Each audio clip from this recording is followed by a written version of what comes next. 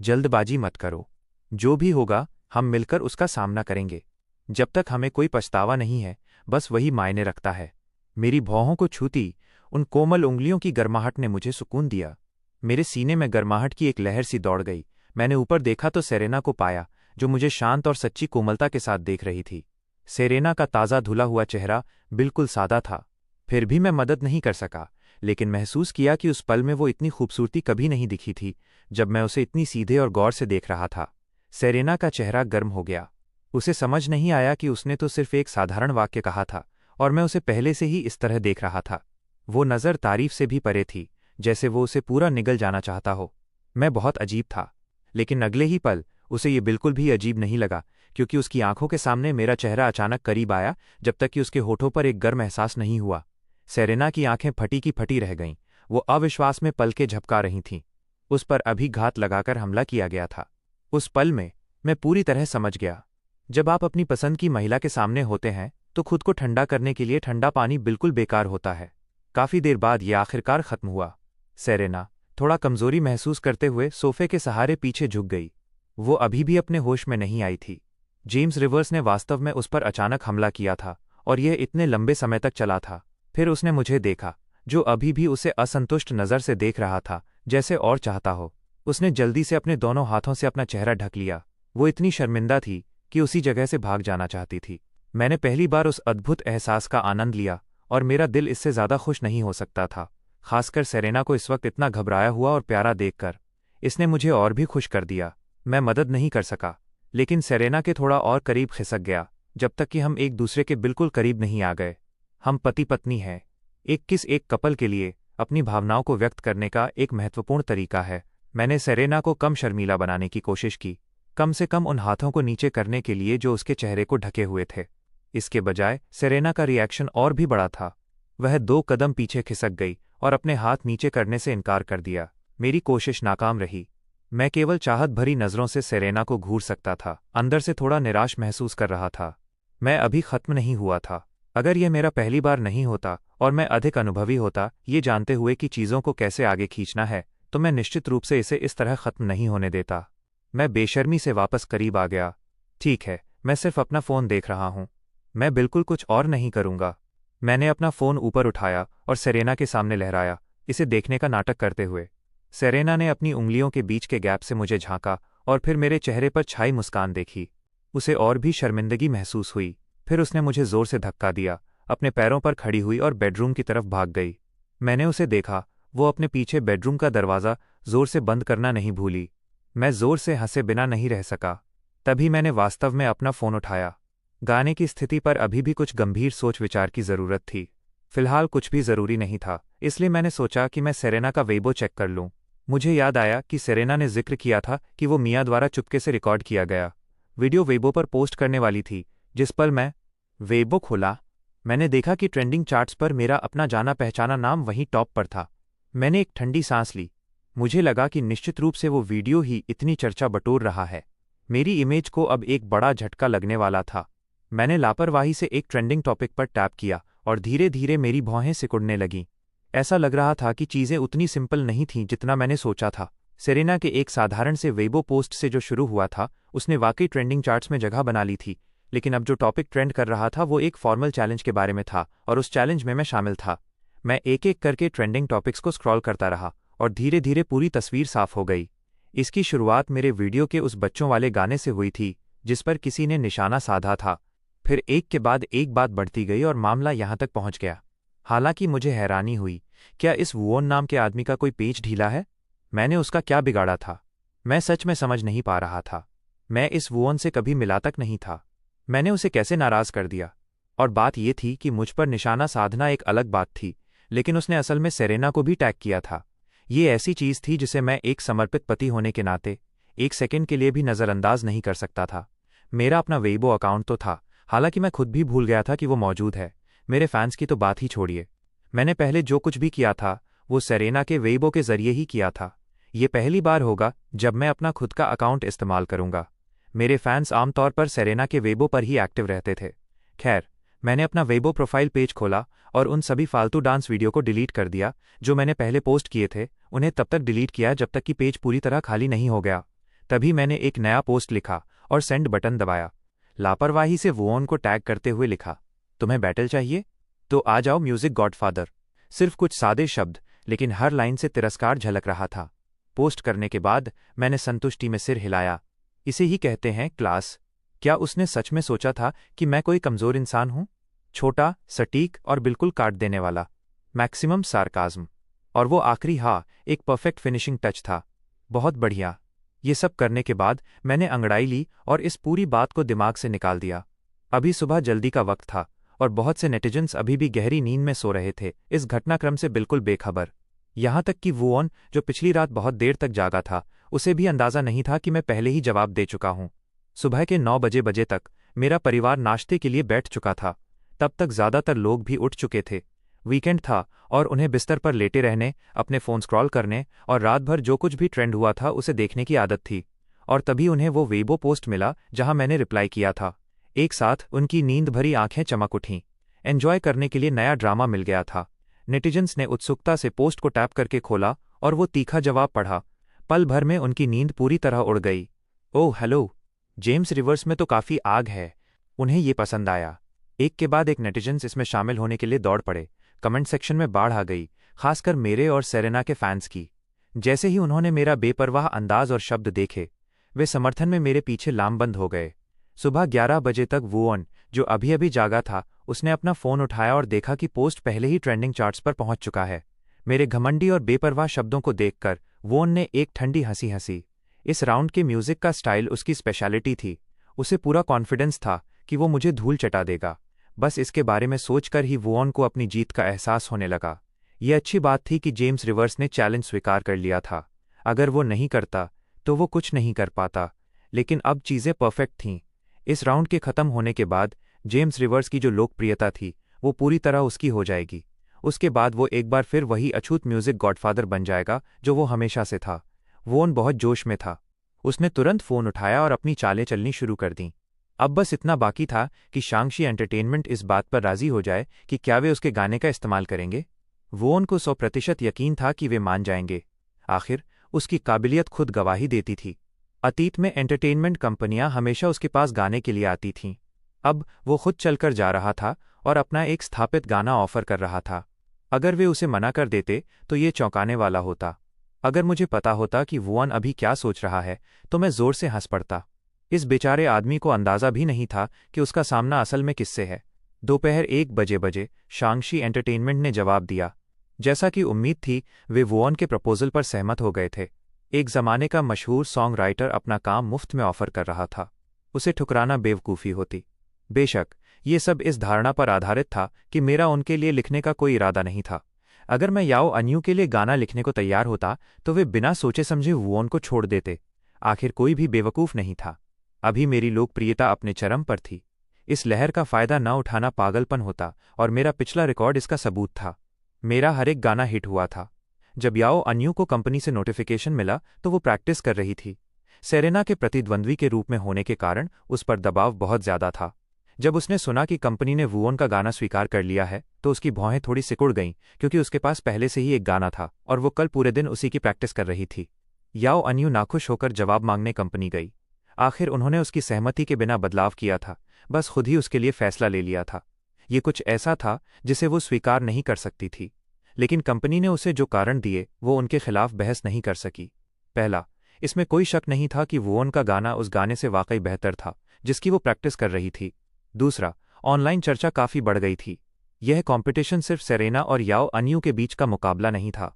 ये उनके पीछे के सॉन्ग राइटर्स, वुऑन और मेरे बीच का आमना सामना भी था। नए गाने के फिनाले के पहले राउंड ने पूरे देश का ध्यान खींचा था। शांगशी एंटरटेनमेंट इस मौके को हाथ से नहीं जाने देना चाहता था। वुऑन के गाने का इस्तेमाल करके उन्हें बहुत ज़्यादा फ़ायदा होने वाला था। और बस इसी तरह माओ अन्यू की पर्सनल फीलिंग्स बेमतलब हो गईं। मेओ अन्यू समझ तो गई थी बेशक, लेकिन फिर भी उसे अंदर ही अंदर एक उदासी महसूस हुई। ऐसा नहीं था कि वो वुऑन के गाने को कमतर समझती थी। वो बस किसी और के फ़ायदे के लिए एक औजार की तरह इस्तेमाल नहीं होना चाहती थी। इससे उसे अनचाहे में सेरेना के लिए ईर्ष्या महसूस हुई। ऐसा लगता था जैसे सेरेना की वापसी के बाद से उसने हमेशा मेरे गानों या अपने गानों पर ही परफॉर्म किया था, और कभी भी यिंग हाई एंटरटेनमेंट की ऐसी कोई रिपोर्ट नहीं आई थी कि उन्होंने कभी उस पर दबाव डाला हो। मेयो अन्यू को इसके बारे में बस एक पल के लिए सोचने की जरूरत थी और वो समझ गई कि इसका मतलब क्या होता है जब कोई आपके सपोर्ट में खड़ा हो। तो तुम्हारा और वोन का मुकाबला तय हो गया है। शाम तक ही सेरेना ने आखिरकार वेबो पर ट्रेंडिंग टॉपिक्स देखे। वो आमतौर पर इन चीज़ों पर बहुत कम ध्यान देती थी। इस बार मिस क्लेयर के साथ फ़ोन पर बात करने के बाद ही उसे पता चला कि किसी ने वाकई मुझे एक फॉर्मल चैलेंज दिया है। सेरेना के चेहरे पर घबराहट देखकर मैंने रिलैक्स्ड स्माइल के साथ कहा, हाँ, कोई खुद मेरे दरवाजे पर लड़ाई ढूंढते हुए आया है। इसे स्वीकार न करना सही नहीं होता, है ना? लेकिन तुमने अभी तक कोई गाना नहीं लिखा है। हम क्या करेंगे? मेरे कैजुअल एटीट्यूड के उलट सेरेना चिंता से भरी हुई थी। वो ये भी जानती थी कि वुअन वाकई इस स्टाइल की कंपोजिशन में माहिर था, और आज दोपहर को ही मैं गाने को लेकर माथे पर बल लिए बैठा था। मैंने द आउटकास्ट की स्क्रिप्ट नीचे रखी जिस पर मैं काम कर रहा था, और सेरेना को भरोसा दिलाने के लिए जल्दी से अपना हाथ हिलाया।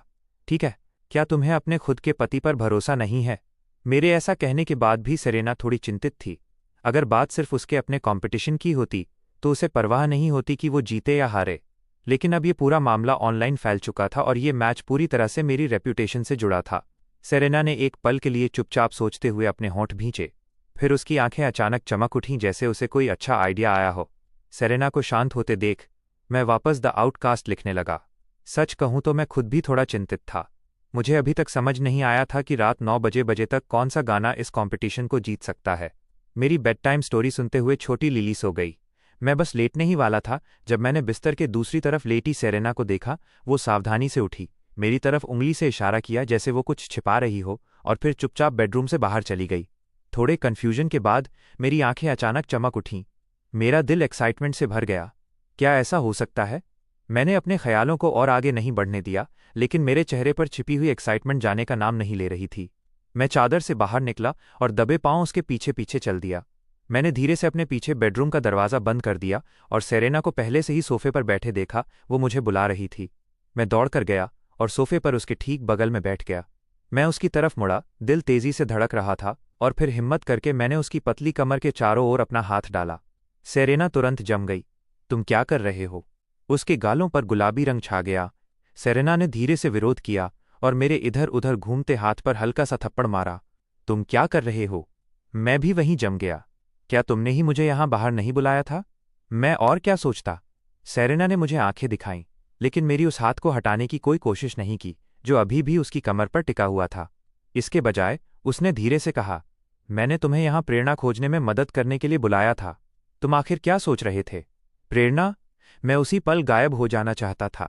ऐसा लग रहा था कि मैंने वाकई स्थिति को गलत समझ लिया था, क्योंकि उसने देखा कि सेरेना ने अपने फ़ोन पर एक हॉरर फिल्म सर्च की थी और अब उसे टीवी पर कास्ट कर रही थी। तो उसने मुझे हॉरर मूवी देखने के लिए बाहर बुलाया था। ठीक है, मैं पूरी तरह फुस हो गया। मुझे लगा था कि मेरा मौका आखिरकार आ गया है। सेरेना ने वॉल्यूम कम किया और फिर मेरे चेहरे पर छाई घोर निराशा को ताड़ लिया।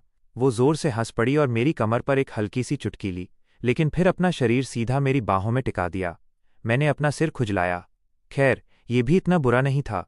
इसलिए मैं सेरेना को अपनी बाहों में समेटे वैसे ही बैठा रहा और हमने हॉरर फिल्म देखना शुरू किया। फिल्म वाकई बहुत डरावनी थी। आप बता सकते थे कि सेरेना ने इसे बहुत सावधानी से चुना था। मेरा दिल मजबूत था और मैंने शायद ही कोई रिएक्शन दिया, लेकिन आधी फिल्म होते होते सेरेना लगभग एक गेंद की तरह सिमट गई थी, मुझसे चिपकी हुई थी और मुझे छोड़ने से इनकार कर रही थी। खासकर उस पल जब लाल कपड़ों वाली महिला भूत अचानक स्क्रीन पर आई। कहीं से डरावना म्यूजिक बजने लगा और इसने सेरेना को इतना डरा दिया कि उसने अपना चेहरा सीधे मेरे सीने में छिपा लिया।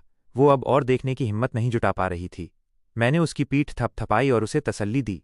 ये सब नकली है, इसमें से कुछ भी सच नहीं है। अगर तुम नहीं देख सकती तो हमें देखने की जरूरत नहीं है।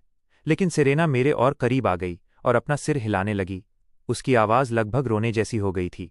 नहीं, मुझे ये हिस्सा खास तौर पर देखना है। ये बस थोड़ी देर के लिए डरावना होगा। मैं मुस्कुराया और उसे समझाने की कोशिश बंद कर दी। मैं स्क्रीन देखता रहा और मुझे वाकई लगा कि कुछ प्रेरणा मुझे मिलने लगी है। स्क्रीन पर लाल कपड़ों वाली भूतनी एक उदास और खोखली हंसी हंस रही थी। फिर उसकी आकृति गायब हो गई और अचानक उसके चेहरे का क्लोजअप दिखाई दिया। सेरेना ने उसी पल स्क्रीन की तरफ एक और नज़र डाली और उसका पूरा शरीर ढीला पड़ गया। वो पूरी तरह से मेरी बाहों में गिर गई, हल्का कांपते हुए। उसने उसे वाकई डरा दिया था। जेम्स रिवर्स, क्या तुम्हें तुम्हारी प्रेरणा मिल गई? उसकी आवाज़ बहुत धीमी थी, कंपाती हुई। मैंने अपने सीने में एक गर्माहट महसूस की। मैंने अपनी बाहों में उस कोमल वजन को थोड़ा और करीब खींचा और टीवी बंद करने के लिए हाथ बढ़ाया। कमरा तुरंत शांत हो गया। मिल गई, मिल गई। अब डरने की कोई बात नहीं है। मैंने टीवी बंद कर दिया है। मैंने धीरे से सेरेना की पीठ थपथपाई। मेरी आवाज़ नरम और गर्म थी, जैसे अपने सीने से चिपकी एक डरी हुई छोटी पत्नी को शांत कर रहा हूं। क्या तुम्हें सच में मिल गई? मुझसे झूठ मत बोलना। मैंने धीरे से सेरेना के ढीले हुए बालों को सहलाया। सच में? अगर मैं झूठ बोल रहा हूं तो मैं एक पप्पी हूं। तभी सेरेना ने अपना सिर उठाया। उसकी आंखें धुंधली और थोड़ी नम थीं, साफ तौर पर अभी भी उस डर से सहमी हुई थीं। उसने ठीक मेरे सामने मेरे चेहरे को देखा और एक बार फिर पूछा, सच में? मैंने सिर हिलाया, उन गुलाबी होठों की ओर देखते हुए जो मेरे बहुत करीब थे। मेरा दिल पूरी तरह स्थिर और शांत था। कल सुबह मेरी प्यारी पत्नी को एक बिल्कुल नया तैयार गाना सुनने को मिलेगा। हॉरर माहौल और त्रासदी का हर एक तत्व इसमें होगा। मेरी सौम्य और दृढ़ नज़र को देखकर सेरेना ने आखिरकार मेरा विश्वास कर लिया। उसने एक छोटा सा हाँ कहा, फिर उसने एक बार फिर अपना चेहरा मेरी बाहों में रगड़ा और आखिरकार उनसे बाहर निकली। मैंने अपने सीने पर उस गीले धब्बे को देखा। मुझे हंसी भी आ रही थी और लाचारी भी महसूस हो रही थी। ये महिला दिन ब दिन एक छोटे बच्चे की तरह होती जा रही थी। ठीक है, जाओ थोड़ी नींद लो, मैं जाकर ये पजामा बदल लेता हूँ। मैंने एक बार फिर सेरेना के बालों को सहलाया, लेकिन इस बार मेरी आवाज़ में थोड़ी झुंझलाहट थी। जैसे ही सेरेना ने सुना कि मैं जा रहा हूँ, वो तुरंत वापस मेरी तरफ चिपक गई, अपनी दोनों बाहें मेरी बाहों में डाल लीं और मुझे कसकर पकड़ लिया। मत जाओ। उसकी आंखों में छिपी घबराहट, डर और शर्म ने एक के बाद एक मुझ पर असर किया, जिससे मैं पल भर के लिए सुन्न रह गया। लेकिन इनमें से कोई भी चीज़ सबसे महत्वपूर्ण नहीं थी। जो मायने रखता था वो थी मेरी बाह पर दबाव डालती वो कोमल गर्माहट, जिसने मेरे दिल की धड़कनें एक के बाद एक कई बार बढ़ा दीं। मैंने धीरे से एक सूखी खांसी ली। जब वो पहले मेरी बाहों में थी तो मैंने इसे इस तरह महसूस नहीं किया था, लेकिन किसी तरह अब मैं इसे पूरी तरह महसूस कर रहा था। मैं बस इतना कह सकता था कि लिली वाकई खुशकिस्मत है कि वो उसके पास है, लेकिन मुझे वाकई कपड़े बदलने की ज़रूरत थी। बस एक पल, मैं अभी वापस आता हूँ। सेरेना के शहर जाने से पहले उन दोनों के बीच एक तरह का अनकहा समझौता हो गया था। कपड़े बदलते समय वे एक दूसरे से मुंह फेर लेते थे और बाथरूम में अकेले कपड़े बदलते थे। अब जब सेरेना वापस आ गई थी, चीज़ें वैसी ही थीं।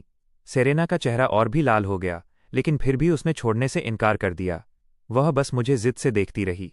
ठीक है, मैंने अपना मुंह खोला, लेकिन जो मैं कहने वाला था उसे रोक लिया और सेरेना को अपने साथ बेडरूम में वापस ले आया। इस बार मैंने बेडरूम में ही अपना पजामा बदला। रात की हल्की धुंध में मैं देख सकता था कि सेरेना की आंखें चमक रही थीं।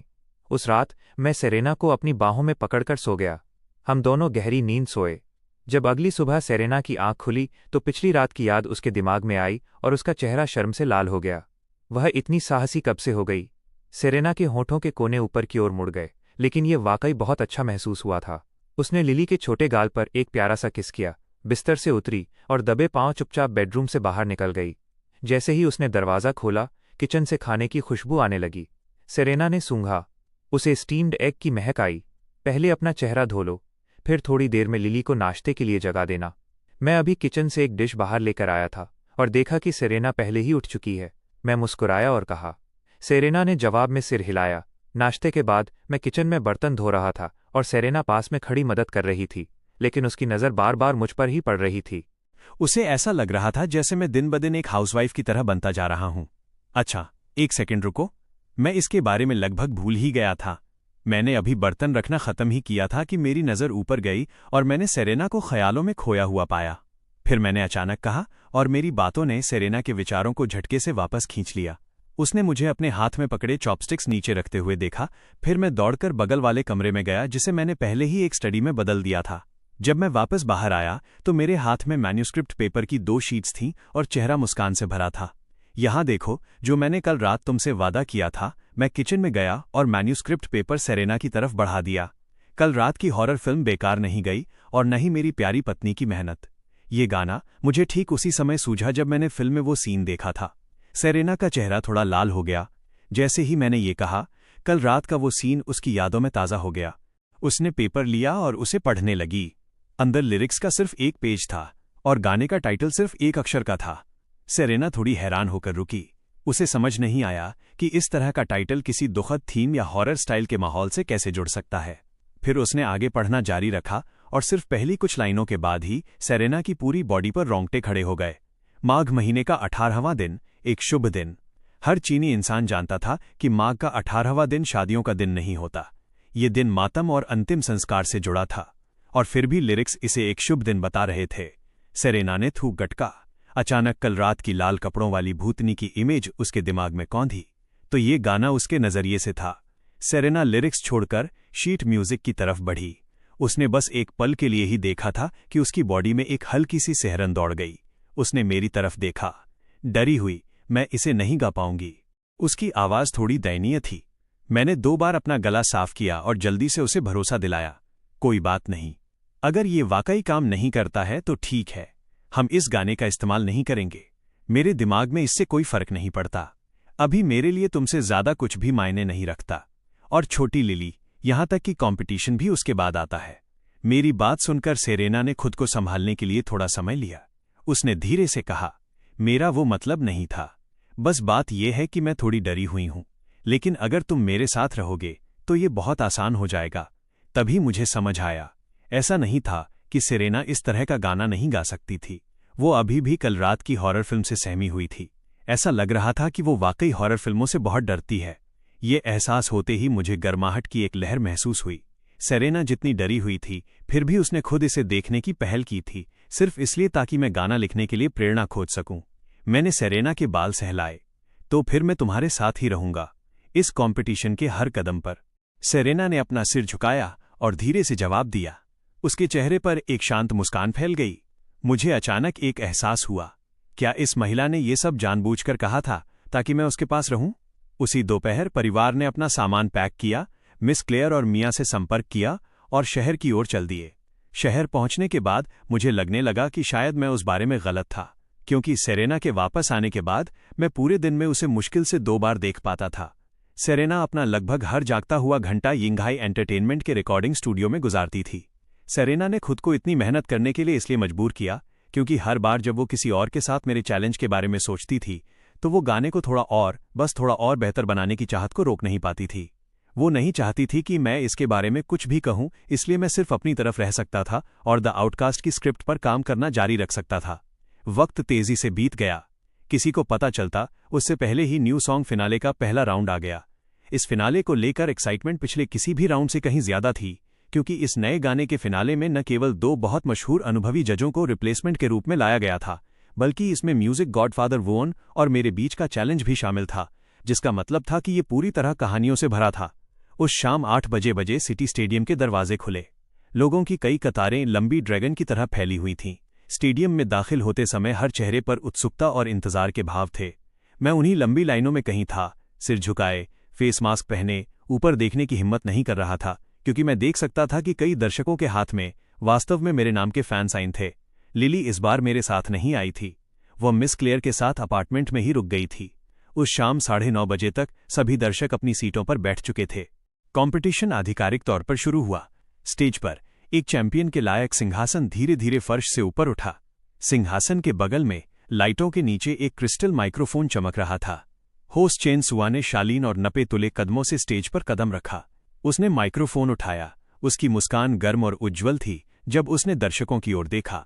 न्यू सॉन्ग फिनाले के स्टेज पर आप सभी का स्वागत है। मैं आपकी होस्ट चेन शुअर हूं। पिछले एपिसोड्स के कठिन एलिमिनेशन राउंड्स के बाद न्यू सॉन्ग आखिरकार अपने फिनाले के पहले राउंड में पहुंच गया है। आइए सबसे पहले हम अपने फाइनलिस्ट्स सेरेना और मेयो अनियू को बधाई दें। इन 2 कंटेस्टेंट्स ने सिलेक्शन के एक के बाद एक राउंड में लड़ाई लड़ी है और आखिरकार इस चैंपियन स्टेज पर कदम रखा है। चेन सुआ ने भीड़ को बताया, जबकि उसके पीछे की बड़ी स्क्रीन पर सेरेना और मेयो अनियू की फोटो के साथ उनके पिछले राउंड्स के गानों की झलकियां दिखाई जा रही थीं। उसने दर्शकों को स्क्रीन देखने का समय देने के लिए थोड़ा ब्रेक लिया, फिर जारी रखा। लेकिन कॉम्पिटिशन निर्दयी है। चैंपियन सिर्फ एक ही हो सकता है। इस सिंहासन पर सिर्फ एक ही व्यक्ति दावा कर सकता है। क्या ये सेरेना होगी जो ताज ले जाएगी या मेयो अनियू जो टॉप पर पहुंचेगी? आइए इंतजार करें और देखें। आगे कृपया जजों का तालियों के साथ स्टेज पर स्वागत करने में मेरा साथ दें। जैसे ही उसके शब्द खत्म हुए, चारों जज रोशनी में नहाए हुए स्टेज के नीचे से धीरे धीरे ऊपर उठे। मैंने भी स्क्रीन पर जजों के बारे में पढ़ने के लिए अपनी नज़र ऊपर की। जजों का इंट्रोडक्शन शुरू हुआ। 2 जाने पहचाने चेहरे, गाओयू और सुजियोएन, अभी भी वहीं थे। बाकी 2 चेन येसुन और लियो होइंग थे। मैं सोचे बिना नहीं रह सका कि न्यू सॉन्ग के पास वाकई काफी पैसा आ गया है, तभी वे इन दिग्गज नामों को लाने में कामयाब रहे। सच में इम्प्रेसिव। जैसे ही जज दिखाई दिए, पूरा वेन्यू तालियों से गूंज उठा। दर्शक एक्साइटमेंट से भरे थे। जिस फिनाले का उन्हें इतनी देर से इंतजार था, वो आखिरकार आ गया था। उनके लिए ये इवेंट उम्मीदों से भरा था, हर एंगल से एक बड़ा मुकाबला। दो शानदार फीमेल आर्टिस्ट्स एक ही स्टेज पर आमने सामने थीं, और उनके पीछे के दो सॉन्गराइटर्स के बीच तनाव और राइवलरी साफ दिख रही थी। आप इससे ज्यादा ड्रामे की उम्मीद नहीं कर सकते थे। अभी भी नीचे दर्शकों की सीटें लगभग दो विरोधी राज्यों जैसी लग रही थीं। बीच में एक साफ डिवाइडिंग लाइन थी। पूरी दाईं ओर सेरेना के फैंस भरे हुए थे, जो बैनर लहरा रहे थे और उसका हौसला बढ़ा रहे थे। पूरी बाईं ओर मियाओ अनियू के फैंस थे, जो पीछे हटने को तैयार नहीं थे। उनकी लाइट स्टिक्स हवा में जोर जोर से लहरा रही थी और वे बिना रुके नारे लगा रहे थे। मैंने मुड़कर देखा और अपने होंठ भींच लिए। उन बैनरों में से एक के कोने में मेरा अपना नाम भी लिखा था। हालांकि मेरा नाम इतना छोटा लिखा था कि जब तक आप ध्यान से न देखें वो बमुश्किल ही दिखता। काफी अजीब था। मुझे जो पता नहीं था वो ये कि उस बैनर पर मेरा नाम मूल रूप से था ही नहीं। वो बैनर सेरेना की नंबर 1 फैन जियो होंग ने पर्सनली बनाया था, जिसमें फैंस की एक पूरी फौज ने साथ मिलकर इसे तैयार किया था। लेकिन जब वे इसे बना रहे थे तो उनमें से एक कॉलेज स्टूडेंट फैन ने जोर दिया था कि मेरा नाम भी जोड़ा जाए। जियो होंग के पास कोई चारा नहीं था। वो शियाइंग नाम के इस फैन की बात मान गई और कोने में मेरा नाम जोड़ दिया। लाइव ऑडियंस के अलावा हर बड़े लाइव स्ट्रीम में भी भारी भीड़ थी। न्यू सॉन्ग के ऑफिशियल लाइव स्ट्रीम में तो एक समय बफरिंग भी होने लगी थी। रेंचा ने जल्दी से टेक्निकल स्टाफ से कई एडिशनल डेडिकेटेड स्ट्रीमिंग चैनल खुलवाए और तभी चीजों को मुश्किल से संभाल पाए। रेंचा ने अपने माथे से घबराहट का पसीना पोंछा। उन्हें याद आया कि आखिरी बार लाइव स्ट्रीम में ऐसा तब हुआ था जब एंटरटेनमेंट वर्ल्ड का पिछला किंग पहली बार लाइव आया था। लेकिन इस पल लाइव स्ट्रीम और वेन्यू के शोर के बिल्कुल उलट स्टेज के पीछे का हिस्सा एक अजीब सन्नाटे में डूबा हुआ था। यहां तक कि इधर उधर घूम रहे स्टाफ की हरकतें भी अनजाने में धीमी हो गई थीं। इस अजीब और बेचैन करने वाले माहौल की वजह कोई और नहीं बल्कि सेरेना थी, जो वैनिटी मिरर के सामने बैठी थी और एक मेकअप आर्टिस्ट उसे तैयार कर रहा था। ड्रेसिंग एरिया के दूसरी ओर मियाओ अनियू एक ब्लैक इवनिंग गाउन में खड़ी थी और उलझन भरे एक्सप्रेशन के साथ सेरेना को देख रही थी। उसे समझ नहीं आ रहा था। आज की थीम साफ तौर पर ट्रेजेडी और हॉरर माहौल की थी, तो फिर सेरेना ने ये चटक लाल रंग का ब्राइडल गाउन क्यों पहना था? सिर्फ मियाओ अनियू ही नहीं थी जिसे समझ नहीं आ रहा था। पूरे कमरे में किसी को समझ नहीं आ रहा था। इतने उत्सव वाले कपड़े आज के कीवर्ड से कैसे जुड़े हो सकते थे? सेरेना आईने के सामने शांत बैठी थी। उसका दिल बिल्कुल स्थिर था। वो उस मानसिक स्थिति को खोजने की कोशिश कर रही थी जिसके बारे में मैंने उसे ये गाना सिखाते समय बताया था। चेहरा गंभीर, आंखें खाली, फिर भी उनमें दुख की एक झलक। हाँ, मैंने ये भी कहा था कि ये गाना गाते समय बेहतर होगा कि वो पलकें न झपकाए। सेरेना को ये सब याद था। ये मुश्किल था, लेकिन जब तक मैंने कहा था वो इसे अच्छी तरह से करेगी। स्टेज पर सामने होस्ट ने दोनों कंटेस्टेंट्स को आगे बुला लिया था। स्टाफ ने इस समय दोनों को चुपके से सूचित किया। सेरेना ने खुद को संभाला, खड़ी हुई और मियाओ अनियू के साथ धीरे धीरे स्टेज की ओर बढ़ी। ठीक उसी पल स्टेज की सारी लाइटें धीमी हो गईं और सिर्फ 2 स्पॉटलाइट उन दोनों पर गिरी। जैसे ही उन्होंने बाहर कदम रखा, नीचे दर्शकों की ओर से एक साथ हैरानी भरी आवाजें आईं। सबकी आंखें फटी रह गईं। लोग सेरेना को देख रहे थे, अपनी नजरें नहीं हटा पा रहे थे। उनमें से कुछ ने तो अपनी आंखें मली, उनके चेहरे अविश्वास से भरे थे। जिस चीज ने सबका ध्यान खींचा था वो थी सेरेना और उसका असाधारण लुक। सिर पर एक फिनिक्स ताज और लहराता लाल घूंघट, एक चटक लाल ब्राइडल गाउन में सजी हुई। स्पॉटलाइट में वो इतनी खूबसूरत लग रही थी कि बयान करना मुश्किल था, और फिर भी ये आज की थीम के बिल्कुल उलट था। इसके विपरीत अपने ब्लैक इवनिंग गाउन में मियाओ अनियू एक गंभीरता और सादगी का एहसास दे रही थी जो आज के कीवर्ड के ज्यादा करीब थी। हर कोई हैरान था, सेरेना लाइव स्ट्रीम के अंदर ऐसे कपड़े पहनकर क्यों आएगी? स्तब्ध सन्नाटे के एक छोटे पल के बाद कमेंट स्ट्रीम में बाढ़ आ गई। नहीं, ऐसा नहीं हो सकता। क्या मैं सपना देख रहा हूं? सेरेना क्या कर रही है? समझ नहीं आ रहा। क्या सेरेना और जेम्स रिवर्स ने हार मान ली है? क्या वे वेडिंग मार्च गाने की योजना बना रहे हैं? हाँ, लगता है वो न आखिरकार सही था। जेम्स रिवर्स वाकई सिर्फ भीड़ को खुश करने वाला इंसान है। देखो, उसने बिना कोशिश किए ही खुद को एक्सपोज कर दिया। कंपटीशन अभी शुरू भी नहीं हुआ है। तुम अभी से क्यों भौंक रहे हो? शायद कोई ट्विस्ट आने वाला है। ट्विस्ट? अगर यह आउटफिट किसी ट्विस्ट की ओर ले जा सकता है तो मैं 10 पाउंड खा जाऊंगा, एक और मुफ्त खाने की तलाश में। लेकिन ब्राइडल गाउन में सेरेना वाकई लाजवाब लग रही है। जेम्स रिवर्स, तुम बदमाश हो, तुम मेरा दिल तोड़ रहे हो। स्टेज पर होस्ट चेन श्वेर ने दोनों कंटेस्टेंट्स के साथ कंपटीशन से पहले के सामान्य सवाल जवाब किए, लेकिन उसने चाहे जो भी पूछा, सेरेना का हर बात का जवाब सिर्फ एक शब्द था, सीक्रेट। इसने चेन सुआ को पूरी तरह लाचार कर दिया। वो खुद भी वाकई उत्सुक थी। सेरेना और जेम्स रिवर्स आखिर क्या छिपा रहे थे? दर्शकों के बीच वुओन, जो बेशक जल्दी आ गया था और अपनी सीट ले चुका था, जब उसने देखा कि सेरेना ने क्या पहना है तो वो लगभग जोर से हंस पड़ा, जैसे उसने हार मान ली हो। ये भी उन्हें बचाने के लिए काफी नहीं होगा। वुओन की आंखों में एक मजाक भरी मुस्कान थी। उसने इस कंपटीशन के लिए खास तौर पर एक डरावनी और दुखद धुन वाला गाना बड़ी मेहनत से तैयार किया था। कंपटीशन से पहले का इंटरव्यू सेगमेंट। स्टेज का हिस्सा अब खत्म हो चुका था। मियाओ अन्यू पहले परफॉर्म करने वाली थी। इस बात से इनकार नहीं किया जा सकता था कि वुओन वाकई हुनरमंद था। म्यूजिक गॉडफादर का खिताब उसे बेवजह नहीं मिला था, और मियाओ अन्यू ने गाने के अंदर छिपे गहरे अर्थों को बाहर लाने का बहुत ही खूबसूरत काम किया था। चाहे लिरिक्स हों या उसके एक्सप्रेशन, सब कुछ एकदम परफेक्ट था। मियाओ अन्यू की परफॉर्मेंस खत्म होने के बाद उसे दर्शकों के बड़े हिस्से से खूब तारीफें मिली। कंपटीशन आगे बढ़ा। स्टेज की लाइटें पूरी तरह बंद हो गईं। एक अकेली स्पॉटलाइट में कैद सेरेना धीरे धीरे और बिना किसी जल्दबाजी के स्टेज पर आई। रोशनी के नीचे उसके एक्सप्रेशन उसकी ड्रेस से बिल्कुल मेल नहीं खा रहे थे। उसने शादी का सबसे खुशनुमा जोड़ा पहना था, फिर भी उसके चेहरे पर खालीपन के सिवा कुछ नहीं था। एक खोखलापन और मौत जैसा सन्नाटा, खासकर उसकी आंखें जो आमतौर पर इतनी साफ और चमकदार होती थीं, अभी वे बिल्कुल खाली और बिना किसी फोकस के सामने की ओर देख रही थीं। स्टेज के धुंधलके में वो बस खामोशी से खड़ी रही। दर्शकों के दिलों में एक अजीब सी बेचैनी उठने लगी। कोई म्यूजिक नहीं, कोई इंट्रो नहीं। पूरे दर्शकों ने अपनी सांसें थाम लीं। उसके पीछे की बड़ी स्क्रीन पर पूरी तरह सन्नाटा था। गाने का टाइटल धीरे धीरे सामने आया। सेरेना द्वारा परफॉर्म किया गया और मेरे द्वारा लिखा और कंपोज किया गया। जैसे ही गाने का टाइटल सामने आया, चाहे लाइव स्ट्रीम हो या लाइव ऑडियंस, हर कोई अचानक उलझन में पड़ गया। ये खुशी और प्रसन्नता का शब्द था। उन्होंने अचानक इसे पहचानना कैसे बंद कर दिया था। ऐसा नहीं था कि वे शब्द को नहीं पहचानते थे, बात ये थी कि वे बस इस पर यकीन नहीं कर पा रहे थे। एक गाना जिसका नाम जॉय, खुशी था, वो इस पल यहां क्यों दिख रहा था? सिर्फ मैं ही था जो स्टेज पर सेरेना को देखते हुए लंबी और धीमी सांस ले रहा था। सेरेना के चेहरे पर जो एक्सप्रेशन अभी था वो बिल्कुल परफेक्ट था। उसने मेरे शरीर के एक एक रोंगटे खड़े कर दिए। जॉय, जिसे मूल रूप से दूसरी दुनिया में डोनी जडोनी ने लिखा और परफॉर्म किया था, जब वो उस वक्त सामने आया था तो उसने पूरे इंटरनेट पर चर्चा छेड़ दी थी। एक ऐसा गाना जिसने अनगिनत सुनने वालों की रूह कंपा दी थी। और अब सेरेना इस गाने के शुरुआती माहौल को पूरी परफेक्शन के साथ जी रही थी। उसी पल म्यूजिक बजना शुरू हुआ।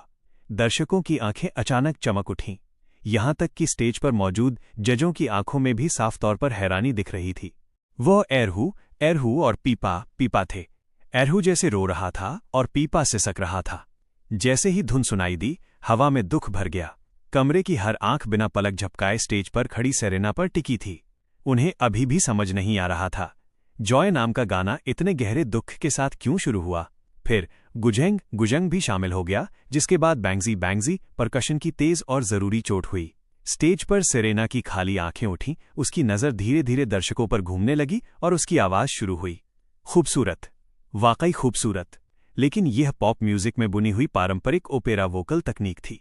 दर्शकों को अपने पैरों के तलवों से लेकर सिर की चोटी तक एक सिहरन महसूस हुई। उनकी त्वचा के हर इंच पर रोंगटे खड़े हो गए। ये जॉय, खुशी, ये प्राचीन चीन की एक घोस्ट मैरिज, मरे हुए लोगों की शादी थी। एक भी शब्द दुख की बात नहीं कर रहा था, एक भी शब्द डरावना नहीं था, और फिर भी हर लाइन एक ऐसे डर के साथ सीधे हड्डियों तक पहुंच रही थी जो गहराई में समा जाता था।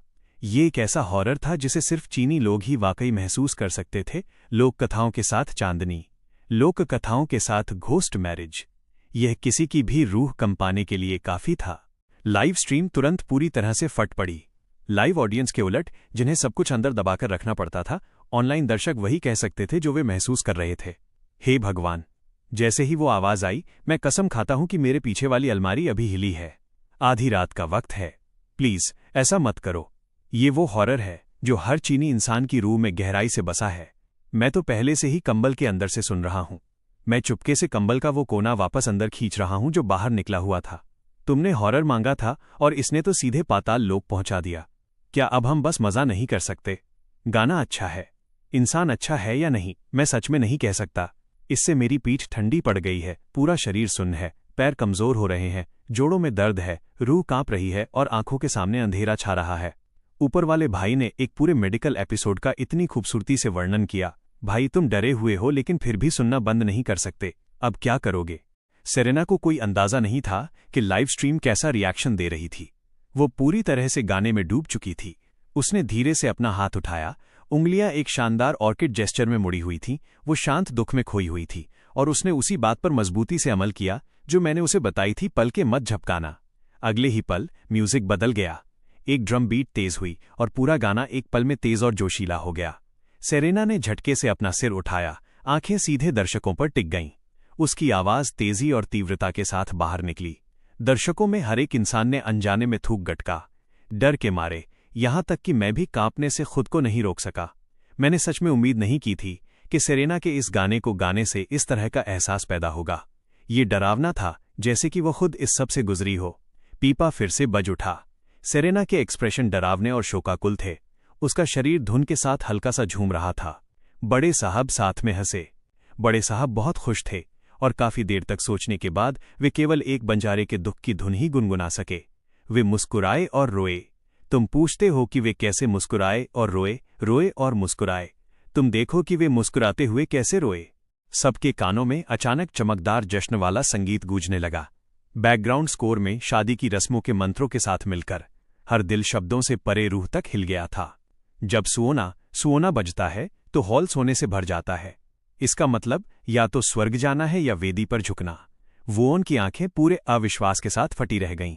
जेम्स रिवर्स, उसकी हिम्मत कैसे हुई?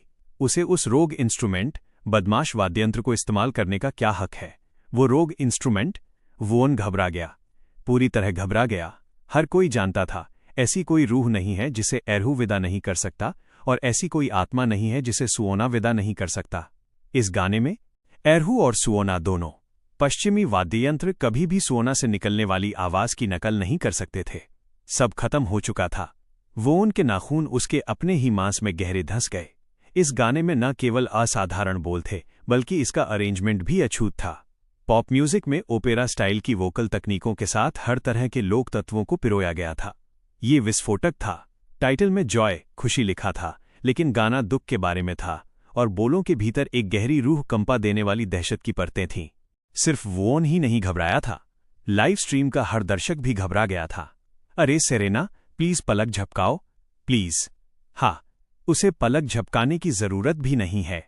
ऊपर वाला बंदा तो गया, मैं भी बस पहुंचने ही वाला हूं। जेम्स रिवर्स, तुम राक्षस हो।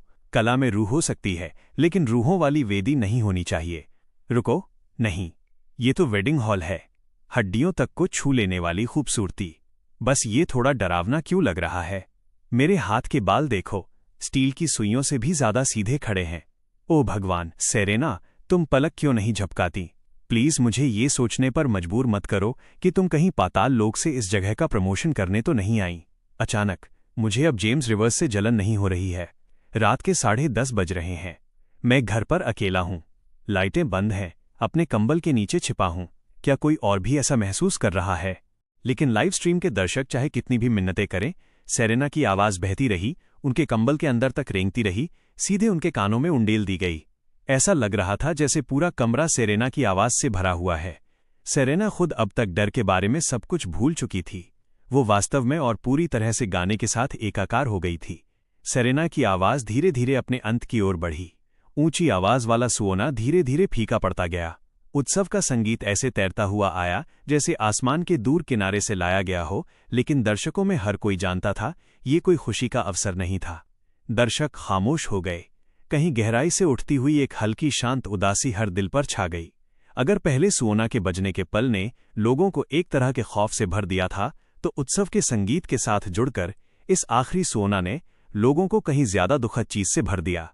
प्राचीन काल की अज्ञानता की त्रासदी, एक जीवित व्यक्ति का एक मृत व्यक्ति से बंध जाना, और वो भी अपनी जिंदगी की सबसे खूबसूरत उम्र में। खासकर सेरेना के चेहरे के सूक्ष्म भाव, उसकी भौहों का बहुत हल्का सा सिकुड़ना, लाचारी का वो माहौल जो कफन की तरह उसके चारों ओर लिपटा था, और वे आंखें जो एक बार भी नहीं झपकी थीं। इन सभी एहसासों ने मिलकर दर्शकों को ऐसा महसूस कराया जैसे वे उसी वेडिंग हॉल के अंदर खड़े हों और अपनी आंखों से इस भयानक दुखद दृश्य को देख रहे हों। जैसे जैसे संगीत शांत हुआ, लाइव स्ट्रीम में कमेंट्स की गति भी धीमी हो गई। केवल मुट्ठी भर आवाजें रह गईं जो अपने अंदर उमड़ती भावनाओं को व्यक्त कर रही थीं। सबसे खूबसूरत घोस्ट ब्राइड, इससे बढ़कर कुछ नहीं हो सकता। हर मुस्कान, हर शिकन, सब कुछ दुख है। हर आह, हर सांस, सब कुछ नियति का चक्र है। एक महान गाने को अनुभव करने का यही सही तरीका है। ये आपको सीधे उसके अंदर ले जाता है और लंबे समय तक आपके जहन में बसा रहता है। जिस पल वो सोना आया, मुझे पता था कि ये गाना कुछ अलग ही है। सेरेना बिल्कुल अविश्वसनीय थी। उसने इस गाने में पूरी तरह जान फूंक दी। तुम लोग राक्षस हो। आधी रात का वक्त है और मैं घर में अकेला हूं। ईथर जैसा संगीत आखिरकार पूरी तरह से ओझल हो गया। उसके साथ ही लाइटें भी धीमी हो गईं। लाल गाउन में सजी सेरेना अंधेरे में समा गई और धीरे धीरे नजरों से ओझल हो गई। इस पूरे तमाशे ने हर किसी को उसमें खोया हुआ छोड़ दिया था। डायरेक्टर रेंशा ने एक शांत सांस ली और अपनी आंख का कोना पोंछा। इस तरह की प्राचीन चीनी सांस्कृतिक परंपरा सिर्फ उनकी पीढ़ी के लोग ही इसे वाकई समझते थे। यह एक लाचार, अपरिहार्य तरह का दुख था। बैकस्टेज मियाओ अनियू थोड़ी हैरान सी खड़ी थी। उसने देखा कि सेरेना अभी भी उसी लाल गाउन में धीरे धीरे उसकी ओर आ रही है। सेरेना इस पल अभी भी पूरी तरह से गाने से बाहर नहीं आई थी। दुख अभी भी एक घूंघट की तरह उससे लिपटा हुआ था और मियाओ अनियू सिहरे बिना नहीं रह सकी। उसे भरोसा था कि उसका लुक सेरेना से कम नहीं है, लेकिन अभी सेरेना जो आभा ऑरा लेकर चल रही थी वो उसकी आभा से मीलों आगे थी। ये वो रूह है जो एक महान गाना उसे परफॉर्म करने वाले सिंगर को देता है। एक शुद्ध कलाकार के लिए यह सबसे बड़ा सम्मान था। मियाओ अनियू ने एक शांत आत्महीन मुस्कान दी। वो न केवल खुद गाने में यह राउंड हार गई थी, बल्कि इसके प्रति अपनी प्रतिबद्धता की गहराई में भी हार गई थी। लेकिन मियाओ अनियू ने जल्दी से अपनी मानसिकता बदली। उसने अपनी मुट्ठी शांति से भींच ली। ऐसी सेरेना से लड़ना ही उसके लिए और भी ज्यादा काबिलियत की बात थी। उसे अपनी क्षमता पर भरोसा था। उसे ये भी विश्वास था कि वो और भी बेहतर गा सकती है। सेरेना अब तक मियाओ अनियू के पास पहुंच चुकी थी। दोनों महिलाओं ने एक दूसरे की ओर देखा। मियाओ अनियू ने सेरेना को थम्स अप दिया। कमाल है। सेरेना एक पल के लिए रुकी, तभी वो गाने की पकड़ से थोड़ा और बाहर आई। उसने तेजी से कुछ बार अपनी पलकें झपकाईं। तुम्हारी आंखें थोड़ी सूखी लग रही हैं। फिर वो हल्की मुस्कान के साथ मियाओ अनियू की ओर मुड़ी। तुमने भी बहुत खूबसूरती से गाया। मियाओ अनियू रुकी, फिर वो भी मुस्कुरा दी। ये सेरेना, उसका व्यक्तित्व याओ अनियू की कल्पना से भी कहीं ज्यादा गर्मजोशी भरा था। जेम्स रिवर्स वाकई एक खुशकिस्मत इंसान था। बैकस्टेज दोनों गायकों के बीच की सहज गर्मजोशी के बिल्कुल उलट वोन एक पूरी तरह से हवा निकली हुई गुब्बारे की तरह लग रहा था। वो हार मानकर अपनी कुर्सी पर पूरी तरह ढह गया था। वोटिंग सेगमेंट शुरू होने से पहले ही वो जान गया था कि वो हार चुका है। एक स्थापित गीतकार के रूप में जजों और दर्शकों की प्रतिक्रियाओं को देखकर ही वो बता सकता था कि उसके गाने ने जो माहौल बनाया था वो जॉय के माहौल से पूरी तरह दब गया था। अब उसके गाने को याद भी कौन रख सकता था। यहां तक कि खुद वोन के दिमाग में भी अभी सुओना और उत्सव की आवाजें गूंज रही थीं। सभी वाद्ययंत्रों में सुओना सर्वोपरि है। इसका मतलब या तो स्वर्ग जाना है या वेदी पर झुकना। 1000 साल का पीपा, 10,000 साल का गुझेंग, एरहू की एक चोट, एक लंबी तान। इस कमबख्त गाने ने मूल रूप से उन सभी को कवर कर लिया था। वो भला इसका मुकाबला कैसे कर सकता था। वोन अपनी कुर्सी में और भी धंस गया, उस क्षेत्र में मात खाने पर जिसमें वो सबसे ज्यादा। उसे अपनी काबिलियत पर जितना भरोसा था उतनी ही अब घुटन और मायूसी महसूस हो रही थी। मायूसी इसलिए क्योंकि ऐसा लग रहा था कि वो वाकई मेरे जितना अच्छा नहीं था, और घुटन इसलिए क्योंकि उसे लगा जैसे मैंने सुओना का इस्तेमाल करके धोखाधड़ी की है। उसके लिए वो चीटिंग थी। स्टेज की लाइटें फिर से जल उठीं। उन चमकदार रोशनियों ने सबको उस ख्वाब जैसी शादी से खींचकर हकीकत में वापस ला दिया। सफेद गाउन पहने होस्ट चेन श्वेर धीरे धीरे स्टेज पर आईं। उन्होंने माइक्रोफोन थामा और नीचे बैठे दर्शकों की ओर देखा जो अभी भी थोड़े सुन्न थे। उन्होंने एक पल का ठहराव लिया, फिर बुलंद आवाज में कहा, मैंने कभी कल्पना भी नहीं की थी कि इस स्टेज पर मुझे इतने असाधारण 2 गाने सुनने को मिलेंगे। वेस्टर्न म्यूजिक और चांदनी जैसी लोक परंपरा के बीच एक जादुई चिंगारी। 2 बिल्कुल अलग गाने और फिर भी दोनों में भावनाओं की गहराई एक जैसी। आइए तालियों की गड़गड़ाहट के साथ हमारे दोनों कंटेस्टेंट्स का स्टेज पर वापस स्वागत करें। नीचे बैठे दर्शक आखिरकार उस सपने से बाहर निकले। होश में आते ही उन्होंने पूरी जान लगाकर तालियां बजाईं। ये सब बहुत खूबसूरत और दिल को छू लेने वाला था। उन्होंने सोचा था कि फिनाले रोमांचक होगा, पर इतना रोमांचक होगा इसकी उम्मीद नहीं थी। उस पल उन्हें महसूस हुआ कि टिकट खरीदना और यहां खुद आना पूरी तरह वसूल हो गया है। स्टेज के पीछे इंतजार कर रही सेरेना और मियाओ अनियू तालियों के बीच बाहर आईं। जैसे ही होस्ट की बात खत्म हुई और वे दोनों स्टेज पर कंधे से कंधा मिलाकर खड़ी हुईं। दर्शकों की आंखें चमक उठीं। हर कोई मन ही मन हैरान था, क्या गजब की खूबसूरत जोड़ी है। बस उन दोनों का साथ खड़ा होना ही अपने आप में एक नज़ारा था। पास खड़ी चेन शुएर ने भी हल्का सा दबाव महसूस किया। अगला राउंड जजों की वोटिंग का है। आइए हम अपने जजों को कमेंट्री देने और अपने वोट डालने के लिए आमंत्रित करें। चेन सुआ ने दर्शकों का ध्यान जजों की ओर खींचते हुए जल्दी से कहा। कैमरे अनिच्छा से जजों की ओर मुड़े। न्यू सॉन्ग फिनाले पिछले किसी भी राउंड से ज्यादा औपचारिक था और इसमें जजों की कमेंट्री का हिस्सा भी जोड़ा गया था। हर जज के लिए वोट डालने से पहले अपनी राय देना जरूरी था। कैमरा गाओ यू की तरफ मुड़ा। उन्होंने स्टेज पर सेरेना और मियाओ अनियू को देखा और उनके चेहरे पर वाकई उलझन दिख रही थी। ईमानदारी से कहूं तो फिनाले में वोट देना बहुत मुश्किल है। मेरी नज़र में दोनों ने ही बहुत बेहतरीन गाया, लेकिन दुर्भाग्य से ये एक कॉम्पिटिशन है। अगर ये कॉम्पिटिशन न होता तो मैं निश्चित रूप से आप दोनों को वोट देता। मैं अपनी व्यक्तिगत राय साझा करना चाहता हूं। सबसे पहले मियाओ अनियू, तुमने बहुत खूबसूरती से गाया। चाहे वोकल तकनीक हो या स्टेज प्रेजेंस, सब कुछ टॉप क्लास था। अब गाने के बारे में बात करते हैं। गाने के अंत तक शायद काफ़ी लोग इसे पूरी तरह न समझ पाए हों, लेकिन एक प्रोफेशनल सिंगर के नज़रिए से इसका पिछला हिस्सा ही वो जगह है जहां ये गाना वाकई ऊंचाइयों को छूता है। ये बीमारी और दर्द से जूझ रहे किसी व्यक्ति की दबी हुई आंतरिक दुनिया को बखूबी दर्शाता है। अब बात करते हैं सेरेना की। सेरेना की परफॉर्मेंस के लिए मेरे पास सिर्फ एक ही शब्द है, परफेक्ट। वोकल तकनीक परफेक्ट, स्टेज परफॉर्मेंस परफेक्ट। उसने सबको सीधे गाने की दुनिया में खींच लिया, कोई अपनी नज़र नहीं हटा पाया।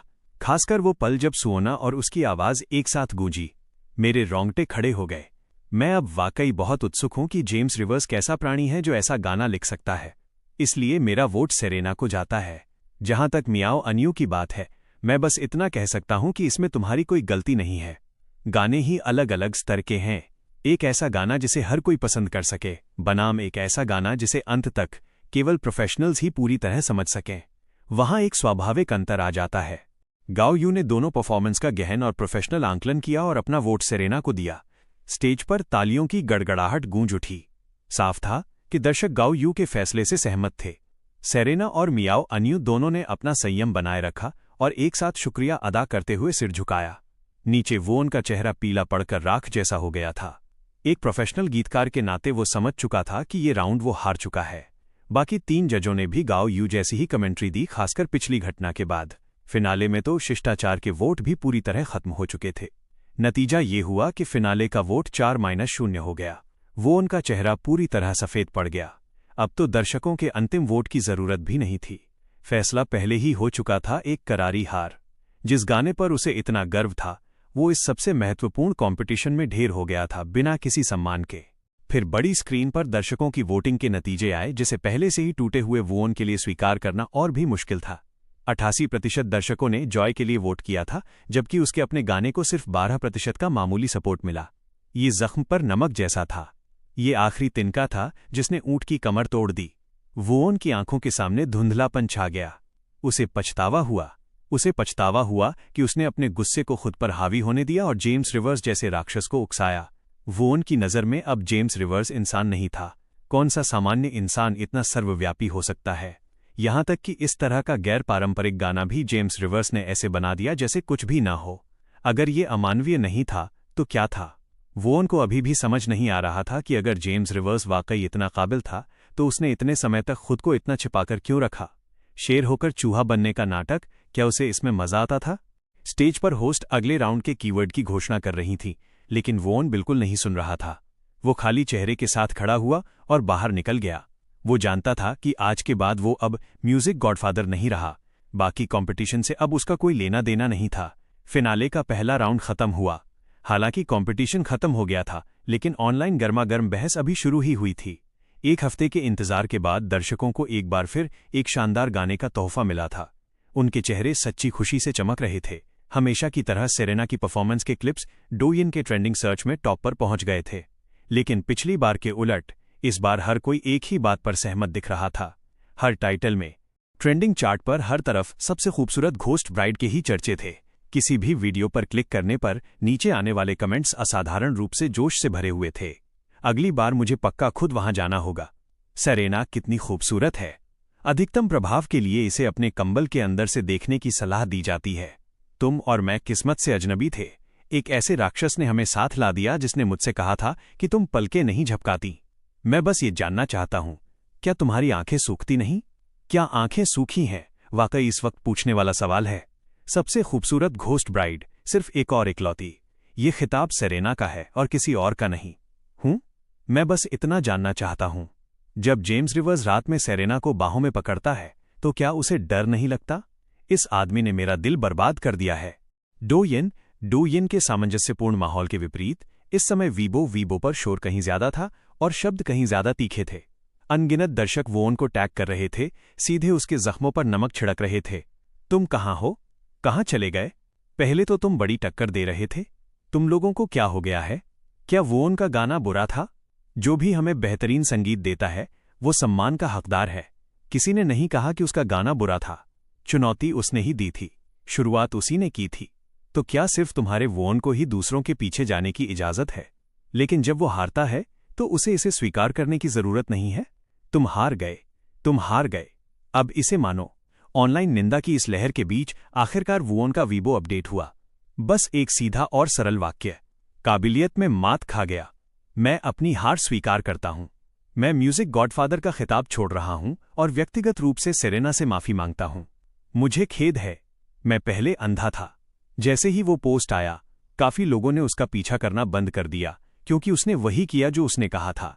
उसे और परेशान करने की जरूरत नहीं थी। ये कहना होगा कि वोन इस मामले में काफी समझदार था। अगर वो अपनी जिद पर अड़ा रहता तो उसका अंजाम निश्चित रूप से कहीं ज्यादा बुरा होता। रात गहरी थी। जब सेरेना बैकस्टेज से बाहर आई तो उसने मुझे सड़क के किनारे हाथ में फोन लिए चुपचाप उसका इंतजार करते हुए पाया। मिया ने ये देखकर अपना मुंह छिपाया और मन ही मन मुस्कुराते हुए बिना कहे ही वहां से खिसक गई। दूर से मैं अपने फोन को देख रहा था और सेरेना के मेरे पीछे आने तक मुझे उसका पता ही नहीं चला। तुम क्या देख रहे हो? अचानक आई आवाज ने मेरे विचारों को तोड़ दिया। मैं पीछे मुड़ा और पाया कि सेरेना ठीक मेरे पीछे एक चंचल मुद्रा में खड़ी थी। हाथ पीछे बंधे हुए थे और वो बेहद शरारती लग रही थी। स्टेज वाले उस डरावने दुख का नामो निशान भी नहीं था। ऑनलाइन कमेंट्स देख रहा हूं। अभी ऑनलाइन हर कोई तुम्हें सबसे खूबसूरत घोस्ट ब्राइड कह रहा है, तुम्हें पता है? मैं हंसा और अपना फोन उसकी तरफ लहराया। सेरेना ने एक उपेक्षा भरी आवाज निकाली। उसके चेहरे पर हल्की सी लाली थी। सबसे खूबसूरत घोस्ट ब्राइड। ऐसा लग रहा है जैसे मैं वाकई भूत बन गई हूं, लेकिन हर कोई यही कह रहा है। वैसे मुझे लगता है कि ये काफी सही है। ये सोचकर कि सेरेना को मुझ पर यकीन नहीं है, मैंने जल्दी से अपना फोन उसके सामने कर दिया ताकि वो खुद देख सके।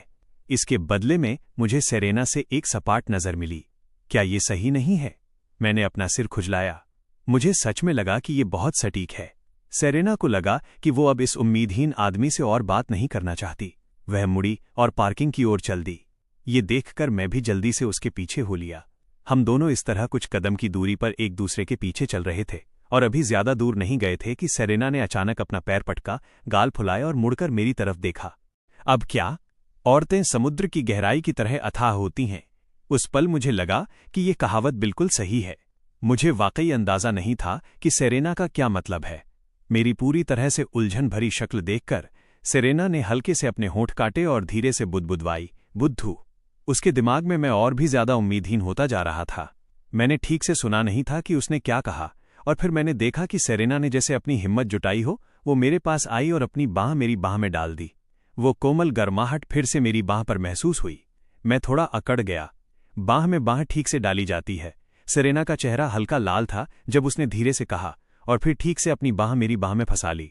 मैंने मशीनी अंदाज में सिर हिलाया और आगे बढ़ा। मेरी चाल किसी रोबोट की तरह बहुत ही अस्वाभाविक थी। मेरी घबराहट को महसूस करते हुए सेरेना खुद को मुस्कुराने से नहीं रोक सकी। पति पत्नी का बांह में बांह डालकर चलना दुनिया की सबसे साधारण बात थी, और फिर भी किसी वजह से सेरेना को लगा कि मेरे लिए ये साधारण सा इशारा भी अजीब लग रहा था, जैसे कि वो कोई किडनैपर हो और मैं कोई बंधक जिसे जबरदस्ती घसीटा जा रहा हो। ये थोड़ा हास्यास्पद भी था और साथ ही प्यारा भी। इस वक्त मैं बराबर मात्रा में दर्द और खुशी महसूस कर रहा था। खुशी इस पल के एहसास की थी और दर्द इस बात का कि मैं इसके बारे में कुछ भी नहीं कर पा रहा था। सेरेना का अपनी बांह मेरी बांह में डालना मेरे सिस्टम के लिए काफी बड़ा झटका था।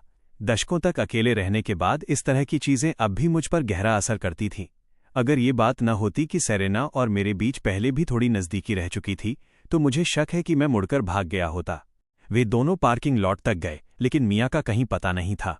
सेरेना ने फोन करके पूछा, तब जाकर पता चला कि मियाँ पहले ही कैब लेकर खुद निकल चुकी थी और मियाँ ने फ़ोन पर चुपचाप उससे पूछा था कि क्या वो आज रात अपार्टमेंट वापस आ रही है। सेरेना का चेहरा पूरी तरह लाल हो गया। उसने मेरी तरफ एक नज़र डाली जो पैसेंजर सीट पर किसी बुद्धू की तरह बैठा था और धीरे से मियाँ को जवाब दिया, आज रात वापस नहीं आ रही। पिछली बार के विपरीत जिस होटल में मैं इस बार रुका था वो सेरेना के अपार्टमेंट के बहुत करीब था। बिना कार के भी आप वहां कुछ ही मिनटों में पैदल पहुंच सकते थे। कार सीधे होटल की पार्किंग की ओर बढ़ी। मैं थोड़ा उलझन में था। वो सीधे आर्टिस्ट अपार्टमेंट बिल्डिंग की तरफ क्यों नहीं जा रही थी? मैंने सुविधा के लिए खास तौर पर यह होटल चुना था ताकि सेरेना को मुझे देर रात छोड़ने और फिर अकेले वापस जाने की जरूरत न पड़े। मुझे उसके अकेले वापस जाने की चिंता होती। ये देखते हुए कि कार मुड़ने का कोई संकेत नहीं दे रही थी, मैं सेरेना की ओर मुड़ा।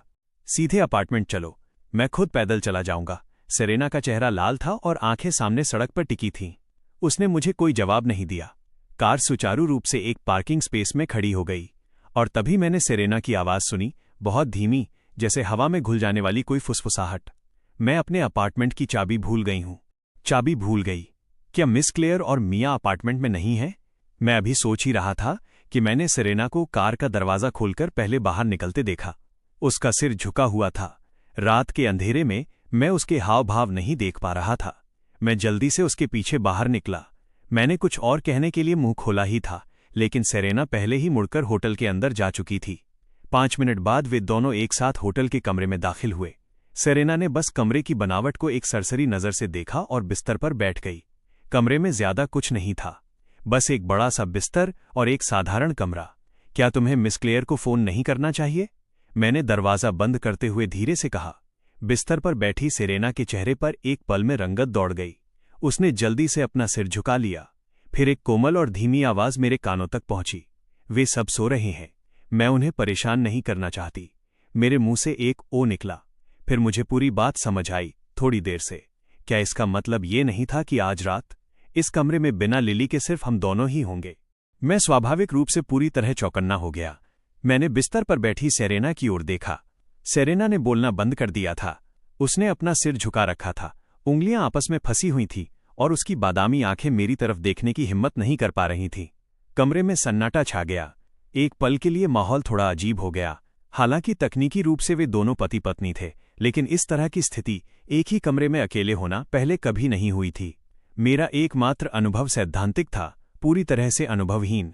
हालांकि मैंने पहले 1-2 बार सेरेना के साथ नज़दीकी के कुछ पल साझा किए थे, लेकिन बात आगे बढ़ने से पहले ही हमेशा रुक जाती थी। ऐसी स्थिति में मैं वाकई उलझन में था। मैं नहाने जा रहा हूं। इस माहौल को और ज्यादा सहन न कर पाने के कारण आखिरकार मैंने ही पहले बात की। सेरेना ने बस सिर हिला दिया। उसका दिल भी अंदर से उतना ही उलझा हुआ था। जब वो घर से निकली थी तो उसे लगा था कि वो तैयार है, लेकिन अब जब वो वाकई यहां थी तो उसका दिमाग पूरी तरह सुन्न था, जब तक कि बाथरूम का दरवाजा बंद होने की आवाज नहीं आई और उसके बाद अंदर से पानी गिरने की हल्की आहट। सेरेना की पलकें धीरे से फड़फड़ाईं, लेकिन उसकी आंखों में हल्की हैरानी के भाव आ गए थे। कोई नहीं जानता था कि वो अभी क्या सोच रही थी। बाथरूम के अंदर मैं भी शांत नहीं था। मैं बार बार अपने ऊपर पानी गिरने दे रहा था। जो शावर आमतौर पर 5 मिनट लेता था, वो इस बार 10 मिनट से ज्यादा खिंच गया। मैंने अपनी त्वचा से पानी की आखिरी बूंद तक सुखा ली, अपने चारों ओर तौलिया कस लिया, एक लंबी गहरी सांस ली और बाथरूम का दरवाजा खोल दिया। बाथरूम से भाप निकलकर कमरे में फैल गई। धुंधले कोहरे के बीच मैं अचानक अपनी जगह पर जम गया, क्योंकि मैंने देखा कि सेरेना अभी भी बिस्तर पर बैठी थी। सिर झुका हुआ था, लेकिन उसके कंधे हल्के से कांप रहे थे। उसके चेहरे से आंसू की चमकदार बूंदें एक के बाद एक फर्श पर गिर रही थीं। वो रो रही थी। मेरा बेचैन दिल एक पल में शांत हो गया। मेरे अंदर कहीं से कोमलता की एक गहरी लहर उमड़ पड़ी। मैं धीरे से सेरेना के सामने जाकर खड़ा हुआ, घुटनों के बल बैठा और धीरे से उसके छोटे से चेहरे को दोनों हाथों में थामकर ऊपर उठाया। मेरी नजर कोमल थी और आवाज उससे भी ज्यादा कोमल। तुम रो क्यों रही हो? उसका आंसुओं से भीगा चेहरा मेरी हथेलियों में था। सेरेना की बादामी आंखों में आंसू की नन्ही बूंदें चमक रही थीं, जो टूटी हुई माला के मोतियों की तरह गिरकर मेरे हाथों पर आ रही थीं, जिनका स्पर्श गर्म था। जेम्स। उसने अपना मुंह खोला। उसकी आवाज आंसुओं से भारी थी और मेरा नाम लेने के बाद वो एक शब्द भी नहीं बोल पाई, लेकिन उन आंखों में गहराई में छिपी अपराध बोध और चाहत की झलक को मैंने पूरी तरह महसूस किया। मैं एक पल के लिए रुका। मेरी प्यारी पत्नी क्या कहना चाहती है? मैंने धीरे से अपनी उंगलियों से सेरेना के चेहरे पर आंसुओं के दाग पोंछे, लेकिन अगले ही पल उसके गोरे और कोमल गालों पर एक नया आंसू लुढ़क आया, जो एक ताज़ा निशान छोड़ गया। सेरेना अचानक मेरी नजरें नहीं मिला पा रही थी, जो बहुत ही कोमल थीं। वो अपना सिर झुकाना चाहती थी, लेकिन उसका छोटा सा चेहरा मेरे हाथों में मजबूती से थमा हुआ था। जेम्स रिवर्स, मुझे लगता है कि मैं तुम्हारे लिए काफी अच्छी नहीं हूं। सेरेना अचानक अपने आंसुओं के बीच रो पड़ी। उसने अपनी आंखें भींच लीं। अब वो मेरी तरफ देखने की हिम्मत नहीं कर पा रही थी। मेरी वे शुद्ध, साफ और काली आंखें। उसके आंसू और तेज हो गए। मैं जानती हूं, मैं सब जानती हूं। मैं जानती हूं कि तुम वो नहीं हो, लेकिन मेरे मन में फिर भी स्वार्थ भरा था। फिर भी मुझे तुमसे प्यार हो गया। फिर भी मैं तुम्हें अपने पास रखना चाहती हूं। मैं तुम्हारे जितना करीब आती हूं, उतना ही मुझे डर लगता है। मैंने अपनी पूरी कोशिश की है। आखिर क्यों? वो अपनी आंखें बंद किए बस वहीं बैठी रही। सिसकियों के साथ उसकी आवाज कांप रही थी। वो उन रहस्यों को बाहर निकाल रही थी जिन्हें उसने अपने दिल में दफन कर रखा था। मेरे हाथों पर एक एक करके आंसू गिर रहे थे। हथेलियों में थमा वो चेहरा, जो बारिश में भीगे नाशपाती के फूल की तरह आंसुओं से भरा था, मेरे दिल को गहराई तक दुखा रहा था। मैंने धीरे से सेरेना का चेहरा सहलाया और उसे बीच में ही रोक दिया। मेरी प्यारी पत्नी, तुम गलत हो और तुम ये जानती हो और मैं भी ये जानता हूं। लेकिन तुम्हारे जैसे किसी व्यक्ति द्वारा प्यार किए जाने पर मैं सम्मानित महसूस करता हूं। क्या तुम्हें पता है, मेरी पूरी जिंदगी में कभी किसी ने मुझे इतनी निश्चितता के साथ नहीं चुना। सच तो यह है कि मैं भी तुम्हारी तरह हूं, प्यारी पत्नी। मैं पहले बहुत असुरक्षित व्यक्ति हुआ करता था। शायद ये एक अनाथ होने का श्राप है। मेरा दिल कभी किसी के लिए नहीं धड़का और किसी का दिल कभी मेरे लिए नहीं धड़का। मेरी कोमल आवाज हमारे चारों ओर की हवा में तैर रही थी। सेरेना ने धीरे से अपनी आंखें खोलीं और मेरे चेहरे की ओर देखा, जो उसके बिल्कुल करीब था। मेरी आंखों की गहराई में जो गर्माहट थी, उसने उसे पूरी तरह पिघला दिया। जब तक मैं तुम दोनों से नहीं मिला था, तब तक मुझे नहीं पता था कि मैं भी किसी से प्यार कर सकता हूं। प्यारी पत्नी, तुम्हारी ये सारी बातें सुनकर मैं वाकई बहुत खुश हूं, क्योंकि अब मैं स्पष्ट रूप से जानता हूं कि तुम मुझसे प्यार करती हो। मुझे हमेशा लगा है कि जो तुमने पहले कहा था वो सही था। कुछ मुलाकातें, कुछ एहसास, वे किस्मत में लिखे होते हैं। ऊपर वाला ही मुझे तुम्हारे पास लाया है, प्यारी पत्नी। यह स्वर्ग द्वारा तय किया गया एक बंधन है। इसके बारे में कुछ नहीं किया जा सकता, और जो स्वर्ग तय करता है उसका वजन सबसे ज्यादा होता है। क्या ये वाकई सच है? सेरेना की मदहोश आंखों ने धीरे से पलकें झपकाईं। वो सुनते हुए शांति से मेरे चेहरे को निहार रही थी। मुझे रुकते देख वो अपनी रुआंसी और कोमल आवाज में बोली, इतनी मधुर और सौम्य। मैंने बात जारी रखी और नाटक को थोड़ा और बढ़ाते हुए धीरे से सेरेना का चेहरा फिर से सहलाया। बिल्कुल, ये सच है। इसके बारे में सोचो, क्या स्वर्ग जो तय करता है वो सबसे बड़ा नहीं होता? और फिर मैंने आगे कहा, इसके अलावा कौन कहता है कि कोई किसी के लिए बहुत अच्छा है या कोई किसी के लिए काफी नहीं है? जब मैं तुम्हारे साथ होता हूं, प्यारी पत्नी, तो मैं भी घबरा जाता हूं। सबसे खूबसूरत घोस्ट ब्राइड मुझसे प्यार करती है। मैं तो बस एक साधारण इंसान हूं जिसके पास तुम्हारे जैसी अद्भुत पत्नी है। मुझे भी कड़ी मेहनत करनी होगी। रही बात कि मैं तुमसे प्यार क्यों करता हूं, तो स्वर्ग के फैसले के परे ये वो हर छोटा पल है जो मैंने तुम्हारे साथ बिताया है। जिस प्यार की मैंने हमेशा तमन्ना की थी, वो कभी दुनिया हिला देने वाला नहीं था। वो हमेशा से तुम्हारे जैसा ही कोमल और स्थिर रहा है, शांत और बिना किसी जल्दबाजी के। जैसे ही मैंने कहा, मेरे चेहरे पर एक मुस्कान फैल गई। मैंने सेरेना की नजरों से नजरें मिलाईं। सेरेना ने अपनी आंखों के ठीक सामने उस कोमल मुस्कान को देखा और धीरे से अपने होंठ भींच लिए। अगले ही पल उसने अचानक अपने दोनों हाथ आगे बढ़ाए और उन्हें मेरे गले में डाल दिया। वो कोमल गर्माहट फिर से मुझ पर दबाव डाल रही थी। इस पल में उन दोनों ने आखिरकार और पूरी तरह से एक दूसरे के दिल को समझ लिया। ये एक संजोने वाला पल होना चाहिए, जीवन भर का साथ, एक साथ बूढ़े होना। एक गहरे और कोमल, लंबे चुंबन ने सेरेना की सांसें लगभग रोक दीं। अंत में उसने फिर भी मेरे सीने को हल्का सा धक्का दिया। तभी वे दोनों अलग हुए। सेरेना ने अपने दोनों हाथों से अपना चेहरा ढक लिया। उसे ऐसा लग रहा था जैसे उसमें आग लगने वाली हो। इसके अलावा और क्या तरीका था ये समझाने का कि उसका चेहरा इतना गर्म क्यों हो रहा था? यहां तक कि मेरी नज़र भी गर्म से झुलसाने वाली हो गई थी, जिससे उसने अपना सिर झुका लिया। वो फिर से मेरी ओर देख नहीं पा रही थी। मैंने सेरेना की हालत देखी और एक शांत सांस छोड़ी। जब मैं बोला तो मेरी आवाज थोड़ी भारी थी। मेरी प्यारी पत्नी का चुंबन इतना उत्कट था कि इसने मुझे पूरी तरह से हैरान कर दिया। सेरेना का चेहरा और भी लाल हो गया। उसने अपने होंठ हल्के से भींच लिए। उसे लगा कि उसके सामने वाला आदमी और भी ज्यादा असहनीय होता जा रहा है। फायदा उठाने और फिर उस पर इतराने का एक किताबी मामला। तुम खुद को देखो, बस वहीं उकड़ू बैठे हो, हिल भी नहीं रहे। सेरेना ने अपना चेहरा उठाया। बादामी आंखें चौड़ी थीं, होंठ निकले हुए थे। वो बिल्कुल एक छोटे खरगोश जैसी लग रही थी जिसे परेशान किया गया हो। मुझे नहाने जाना है, मेरे पैर सुन्न हो गए हैं। मैं बेबसी से हंसा। ऐसा नहीं है कि मैं हिलना नहीं चाहता, इतनी देर तक उकड़ूं बैठने से मेरे पैर सुन्न हो गए हैं। सेरेना हल्की सी हंसी। उसने मेरी ओर देखा और पलकें झपकाईं। ओह, वो असहनीय नहीं है, वो तो बस एक बुद्धू है। मैंने अपना सिर खुजलाया। मुझे लगा कि मेरी शारीरिक क्षमताओं पर अभी गंभीर सवाल उठाए गए हैं। मैं इसे खींचने के लिए फर्श पर बैठ गया, फिर झट से उठकर एक तरफ हट गया। मुझे सच में समझ नहीं आ रहा था कि जब मैं रोज कसरत करता हूं तो बस थोड़ी देर उकड़ू बैठने से मेरे पैर सुन्न कैसे हो गए। क्या वाकई मुझे और ट्रेनिंग की जरूरत है? सेरेना नहाने चली गई। तभी मैंने अपने शरीर से तौलिया हटाया। मैं पाजामा नहीं लाया था। एक पल सोचने के बाद मैंने बस एक बॉक्सर पहना और कंबल के अंदर घुस गया। फिर मैंने पूरे आधे घंटे इंतजार किया, इतना लंबा कि मुझे उबासी आने लगी थी। मुझे सच में समझ नहीं आ रहा था कि लड़कियों को नहाने में इतना समय क्यों लगता है। उतने समय में तो मैं 8 या 10 बार नहा लेता। मैंने अपना फोन उठाया और अलार्म सेट किया। कल सुबह हमें वापस शहर निकलना था। कुछ ही दिनों में स्कूल शुरू होने वाला था। किंडरगार्टन का स्वागत समारोह भी आने वाला था। मैंने थोड़ा और इंतजार किया और मुझे नींद आने ही वाली थी कि तभी बाथरूम का दरवाजा खुला। सेरेना छोटे छोटे सावधानी भरे कदमों से बाहर निकली। उसके गाल लाल थे, चाहे वो भाप की वजह से हो या किसी और वजह से। वो एक हाथ से अपने बाल सुखा रही थी, जिन्हें ब्लो ड्रायर ने अभी अभी सुखाया था। साथ ही वो सावधानी से बिस्तर पर लेटे हुए मुझ पर नजर डाल रही थी। हमारी आंखें ठीक उसी समय मिली। मेरी नजर धीरे धीरे तेज हो गई। सेरेना ने स्वाभाविक रूप से अपना तौलिया अपने चारों ओर और कस लिया। तुम अभी भी जागे हुए हो? क्या ये कोई तर्कसंगत बात थी? मैं थोड़ा अवाक था, लेकिन मैंने बिल्कुल गंभीर चेहरा बनाए रखा और जवाब दिया। मुझे चिंता थी कि कहीं मेरी प्यारी पत्नी अंदर भाप की वजह से बेहोश न हो जाए। सेरेना ने मेरी आंखों में नाचती हुई शरारत को पकड़ लिया और अपने होंठ भींच लिए। इस आदमी के चेहरे पर जो इरादे लिखे थे वे साफ पारदर्शी थे, और फिर भी वो इतना शांत और गंभीर बनने का नाटक कर रहा था।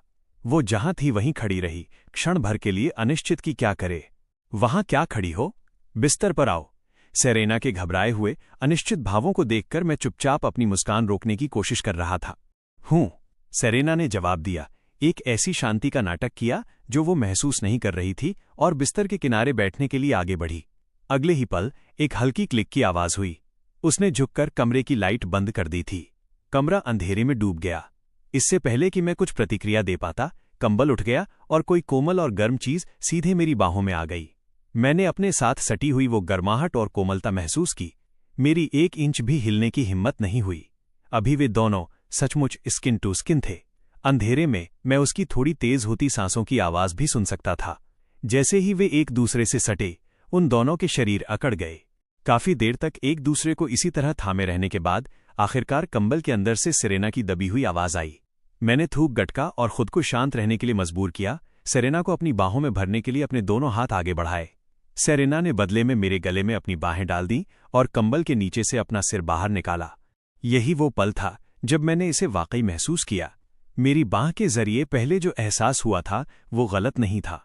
ये वाकई वैसा ही था जैसा मैंने कल्पना की थी। बुद्धू, मुझे किसी रोबोट की तरह व्यवहार करते देख, जो बिना सोचे समझे बस निर्देशों का पालन कर रहा था, सेरेना ने धीरे से कहा। क्या? उसकी आवाज इतनी धीमी थी कि मैं उसे ठीक से सुन नहीं पाया था। मैंने कहा, तुम बुद्धू हो। अंधेरे कमरे में उन दोनों की आंखें धीरे धीरे कम रोशनी की आदी हो गईं। सेरेना के गाल गुलाबी थे, फिर भी उसने बिना किसी हिचकिचाहट के अपना सिर पीछे झुकाया और अपनी नजरें मेरे चेहरे पर टिका दीं, जो उसके बहुत करीब था। मैंने नीचे देखा और पाया कि सेरेना की चमकदार आंखें अंधेरे में चमक रही थीं। दोनों की नजरें मिलीं। फिर भी एक बुद्धू ही तुम्हारा पति है। सेरेना की बातों के साथ मुझे आखिरकार अपने संयम की आखिरी कड़ी ढीली होती महसूस हुई। मैंने अपनी आंखों में मुस्कान लिए उसकी ओर देखा और उसे थोड़ा और करीब खींच लिया। सेरेना ने शायद मेरी आंखों की उस मुस्कान को पकड़ लिया था। उसने अपने होंठ सिकोड़े, एक पल के लिए कुछ सोचा और फिर तुरंत आगे झुककर मेरे होंठों पर एक हल्का सा चुंबन दिया और फौरन पीछे हट गई। जेम्स, सच तो ये है कि मैं आज रात बहुत डरी हुई थी। तुम्हें पता है, मुझे बचपन से ही अंधेरे और भूतों से डर लगता है। जब मैं आज रात गा रही थी तो मेरा दिल दहशत से भरा था, लेकिन जिस पल मैंने तुम्हारे वहां नीचे बैठे होने के बारे में सोचा, मेरा डर कम हो गया। मैंने सोचा कि भले ही मैं एक घोस्ट ब्राइड हूं, लेकिन हूं तो तुम्हारी ही दुल्हन। ऐसा सोचकर मुझे वाकई थोड़ी खुशी हुई, और फिर तुम्हारे साथ वापस आने के बाद मैं फिर से डर गई। सेरेना धीरे धीरे बुदबुदाती रही और मैं तब तक शांति से सुनता रहा जब तक उसने अपनी बात पूरी नहीं कर ली। उसने एक बार फिर मुझे देखने के लिए अपना सिर पीछे झुकाया, जैसे वो 1 सेकंड के लिए भी अपनी नजरों को मेरे चेहरे से हटाना बर्दाश्त नहीं कर पा रही हो। तो इसका मतलब है कि तुम पागल हो। मैं मुस्कुराया और सेरेना के माथे पर चूमने के लिए नीचे झुका। लेकिन एक पागल और एक बुद्धू की जोड़ी काफी से भी ज्यादा है। ठीक है, अब डरने की जरूरत नहीं है। मैं अपनी पूरी जिंदगी ये साबित करने में लगा दूंगा कि मैं हमेशा यहीं तुम्हारे साथ रहूंगा। तो गुड नाइट। मेरा गुड नाइट सुनकर और मेरी आंखों में ठहरी मुस्कान को देखकर सेरेना सुन रह गई। उसे फिर से रोने का मन हुआ। मेरी गर्माहट हमेशा उसके पास ही थी। सेरेना ने अपना चेहरा मेरी गर्दन के पास छिपा लिया। वो बाहर नहीं आना चाहती थी। Good night. ये आखिरी चीज थी जो सेरेना ने आज रात मुझसे कही और इसी ने मेरे दिल को पूरी तरह शांत कर दिया। आज रात कंपटीशन से लेकर होटल के कमरे तक बहुत कुछ हुआ था। सेरेना की नसें पूरे समय तनी हुई थी। जैसे ही उसने अपनी आंखें बंद की, वो लगभग तुरंत सो गई, जिससे मैं काफी मुश्किल स्थिति में आ गया। मेरी बाहों में उसकी गर्माहट ने मुझे पूरी तरह जगाए रखा था, लेकिन मुझे कुछ न करने का कोई पछतावा नहीं था। हर चीज सही समय पर होनी चाहिए। आज रात सेरेना की भावनाएं स्पष्ट रूप से सही स्थिति में नहीं थीं। उसका तैयार होना किसी भी वास्तविक अर्थ में पूरी तरह तैयार होना नहीं था। इसलिए मैंने इस सुखद कष्टदायक स्थिति को झेला और रात के 3 बजे के बाद तक जागता रहा। तब जाकर कहीं मेरी आंख लगी। अगली सुबह हम आर्टिस्ट अपार्टमेंट पहुंचे और तभी मैंने देखा कि सेरेना ने अपने बैग से अपार्टमेंट की चाबी निकाली और सामने का दरवाजा खोला। सेरेना को लगा जैसे कुछ भी असामान्य नहीं था और वो सीधे अंदर चली गई। वो मुड़ी और उसने मुझे दरवाजे पर खड़ा पाया। मैं उसे एक अजीब नजरों से देख रहा था। तुम ऐसे गुमसुम क्यों खड़े हो? सेरेना उलझन में थी। चाबी। मैंने अपने मुंह के कोने पर एक मुस्कान लाई और अपनी भौहें उठाईं। मैंने एक बार एक कहावत सुनी थी, शादी से पहले एक ड्रिंक तुम्हें गिरा देती है, शादी के बाद 1000 जाम भी तुम्हें नशा नहीं दे सकते। लगता है ये सच है। सेरेना ने अपने हाथ में मौजूद चाबी को खाली नजरों से देखा। अगले ही पल उसे पूरी बात समझ आई और उसके गालों पर तेजी से लाली छा गई। वो पल थोड़ा अजीब था। सौभाग्य से उसी समय मियाँ लिली को साथ लेकर बेडरूम से बाहर आई और उसने मुझे और सेरेना को देख लिया। मियाँ के चेहरे पर एक जानती पहचानती मुस्कान खिल गई। Good morning Serena. ही। नन्ही लिली मियाँ की बाहों से निकलकर सेरेना की ओर दौड़ी और उसके पैर से लिपट गई। उसने अपना छोटा सा सिर पीछे झुकाया और एक शिकायत भरे लहजे में सेरेना की ओर देखा। छोटी बच्ची ने पूरी रात अपने मम्मी पापा को नहीं देखा था और मियाँ के काफी देर तक बहलाने के बाद ही वो सोई थी। मम्मी, आप और डैडी कहाँ गए थे? उनके आने से पहले वाला अजीब तनाव टूट गया। सेरेना ने जल्दी से लिली को गोद में उठा लिया। कहीं भी नहीं, मम्मी और डैडी दोनों यहीं हैं, है ना? सेरेना ने छोटी बच्ची की नाक थपथपाई और उसे तसल्ली देने की कोशिश की, लेकिन मियाँ आंटी ने कहा कि आप और डैडी अपनी एक अलग दुनिया बसाने गए हैं और आप लोग अब लिली को नहीं चाहते। सेरेना फिर से सुन रह गई। फिर उसने मियाँ की ओर एक कातिलाना नजरों से देखा। मियाँ घबराकर हंसी। उसकी नजरें इधर उधर भाग रही थीं। सेरेना, तुमने अभी तक ब्रेकफास्ट नहीं किया है ना? मैंने बना दिया है, मुझे अभी इसे परोसने दो। इसके साथ ही मियाँ जल्दी से वहां से निकल गई। उसे महसूस हो रहा था कि अगर वो जल्द ही नहीं खिसकी तो सेरेना उसे वहीं पीटने वाली थी। जल्द ही मियाँ ने मेज पर स्वादिष्ट खाना लगा दिया। सब एक साथ बैठ गए। मैंने चम्मच उठाया और लिली को खिलाना शुरू किया। सेरेना ने कमरे में नजर दौड़ाई, फिर मियाँ की ओर देखा और पूछा, मिस क्लेयर कहाँ हैं? वो दिख नहीं रही। अभी 9 बजे बज चुके थे। मिस क्लेयर निश्चित रूप से अब तक उठ चुकी होती। मिस क्लेयर आज सुबह सबसे पहले कंपनी के लिए निकल गईं। कंपनी के सारे मामले, क्या मिस क्लेयर उन सबके हैंडओवर का काम नहीं संभाल रही? सेरेना ने कुछ नहीं कहा, लेकिन उसे अंदर ही अंदर एक चुभन महसूस हुई। यिंग है एंटरटेनमेंट में आने के बाद से मियाँ और मिस क्लेयर हमेशा उसकी ओर से भागदौड़ कर रही थीं। चाहे वो जिंदगी के मामले हों या काम के, वे दोनों हमेशा सब कुछ बखूबी संभालती थीं। सच तो ये था कि मियाँ और मिस क्लेयर के दिल में सेरेना की मैनेजर और असिस्टेंट होना एक ऐसी बात थी जिससे वे वाकई खुश थीं। अन्य कलाकारों के लिए उनके मैनेजर और असिस्टेंट के पास करने के लिए बहुत कुछ होता था। काम लेना, बिजनेस सौदों पर बातचीत करना, पीआर और पैकेजिंग संभालना, साथ ही खाना, रहना, यात्रा और बाकी सब कुछ। ये सब मैनेजर और असिस्टेंट के जिम्मे होता था। लेकिन सेरेना के साथ इनमें से ज्यादातर चीजों पर उन्हें ध्यान देने की जरूरत ही नहीं पड़ती थी, क्योंकि सेरेना के पीछे मैं खड़ा था, एक ऐसा इंसान जो स्वाभाविक रूप से ट्रेंडिंग टॉपिक्स और गाने साथ लेकर आता था। इसके ऊपर से सेरेना उन्हें जो हिस्सा कट देती थी वो किसी और की तुलना में कहीं ज्यादा उदार था। ऐसे स्टार के साथ काम करके भला कौन खुश नहीं होगा। नाश्ते के बाद सेरेना ने लिली को गोद में लिया और मैंने कार चलाई। पूरा परिवार एक साथ और मुकम्मल होकर घर की यात्रा पर निकल पड़ा। कल वो दिन था जब लिली को किंडरगार्टन शुरू करना था। इतना महत्वपूर्ण पल, सेरेना इसे किसी भी कीमत पर छोड़ने को तैयार नहीं थी। इसलिए जहां 2 लोग आए थे, अब पूरा परिवार एक साथ वापस जा रहा था। ये भी एक अच्छी बात थी कि मैंने शुरुआत से ही highest year freedom contract sign किया था, वरना अन्य मशहूर हस्तियों की तरह मैं अपनी मर्जी से कुछ भी करने के लिए इतना आज़ाद कैसे हो पाता। जब हमारा परिवार खुशी खुशी शहर वापस जाने वाली सड़क पर गाड़ी चला रहा था, एक थकी हारी सी दिखने वाली महिला डिटेंशन सेंटर हिरासत केंद्र के दरवाजों से बाहर निकली थी। लियू चेन ने सामने खाली उपनगरीय सड़क को देखा। उसकी आंखें काली और धुंधली थीं। पिछली घटना की वजह से उसे पूरे 15 दिन हिरासत में बिताने पड़े थे, और अब जब वो आखिरकार बाहर आई थी तो उसे लेने के लिए एक भी व्यक्ति नहीं आया था। उसकी एजेंसी ने पहले ही उसका कॉन्ट्रैक्ट खत्म कर दिया था। उसके पास अब कुछ नहीं बचा था। लियू चेन सड़क के किनारे खड़ी रही। उसने लिफाफे वाले बैग से वो फोन निकाला जो अभी अभी उसके हाथों में वापस आया था, और पावर बटन को जोर से दबाया। वो ये जानने के लिए बेताब थी कि क्या पिछली घटना के कारण सेरेना और मेरे बीच अनबन हुई है। उसे यकीन था कि एक बार जब वे अलग हो जाएंगे तो मनोरंजन उद्योग के गंदे पानी में जेम्स रिवर्स के बिना सेरेना मुश्किल से ही कोई हलचल मचा पाएगी, क्योंकि वो खुद तो पहले ही खत्म हो चुकी थी। वो सेरेना को भी आसानी से चैन से रहने देने वाली नहीं थी। किंडरगार्टन शुरू होने के दूसरे दिन सुबह सुबह सेरेना और मैं दोनों तड़के ही उठ गए। पहली बार स्कूल जाने वाले बच्चों के अन्य माता पिता की तरह हम भी पूरी तरह से अफरा तफरी की स्थिति में थे। हनी, प्रिंसेस बैग पहले से ही भरा हुआ है, इसमें और चीजें मत ठूंसो। लिली इसे उठा नहीं पाएगी। वो गुड़िया ले आओ। हाँ, वही वाली। लिली दोपहर में स्कूल के बाद वापस आ जाएगी। उसे इतने सारे स्नैक्स पैक करने की जरूरत नहीं है, वे दूसरे बच्चों के साथ बांटने के लिए हैं। ठीक है। एक दिन पहले उन दोनों ने लिली के लिए विशेष रूप से एक छोटा कार्टून प्रिंट वाला बैकपैक तैयार किया था। अब तक उस छोटे से बैग को सेरेना ने फटने की हद तक भर दिया था, और फिर भी सेरेना संतुष्ट नहीं थी। वो वहां भौहें सिकोड़े खड़ी रहीं, चिंता के साथ मेज पर बची हुई चीजों को देख रही थी। मैं एक तरफ खड़ा था। मुझे अब थोड़ा सिरदर्द महसूस होने लगा था। मुझे लगा कि सेरेना छोटी सी बात का बतंगड़ बना रही है। लिली स्कूल जा रही थी, नए साल के लिए कहीं बाहर नहीं जा रही थी। काफी मशक्कत के बाद उन्होंने आखिरकार गहरी नींद में सोई हुई लिली को नाश्ता करने के लिए उठाया। नन्ही बच्ची की आंखें बमुश्किल खुल रही थीं। वो चुपचाप बैठी रही जब मैंने उसके दांत ब्रश किए और सेरेना ने उसके बाल ठीक किए। मेज पर बैठने तक नन्ही लिली का छोटा सिर ऊपर नीचे झुलता रहा। नाश्ते के बाद सेरेना और मैं अच्छे कपड़ों में तैयार हुए। हम में से एक ने लिली को गोद में लिया, दूसरे ने छोटा बैकपैक पकड़ा और तेजी से दरवाजे से बाहर निकले। 7:40 हो चुके थे। स्कूल 8 बजे शुरू होना था। समय बर्बाद करने के लिए नहीं था। मैंने कार को किंडरगार्टन के बगल वाले पार्किंग लॉट में खड़ा किया। कार से बाहर निकलने के बाद उन्होंने जियांग हुआ किंडरगार्टन को देखा। सुबह की सूरज की नरम रोशनी में ये पिछली बार की तुलना में बिल्कुल अलग लग रहा था। किंडरगार्टन के प्रवेश द्वार पर जिंदगी की चहल पहल थी। अपने बच्चों को स्कूल लाने वाले माता पिता हर तरफ थे, और किंडरगार्टन के अंदर रंग बिरंगे झंडे चारों ओर लहरा रहे थे। गर्माहट और जीवंतता से भरा एक दृश्य। इसने मुझे थोड़ा हैरान कर दिया।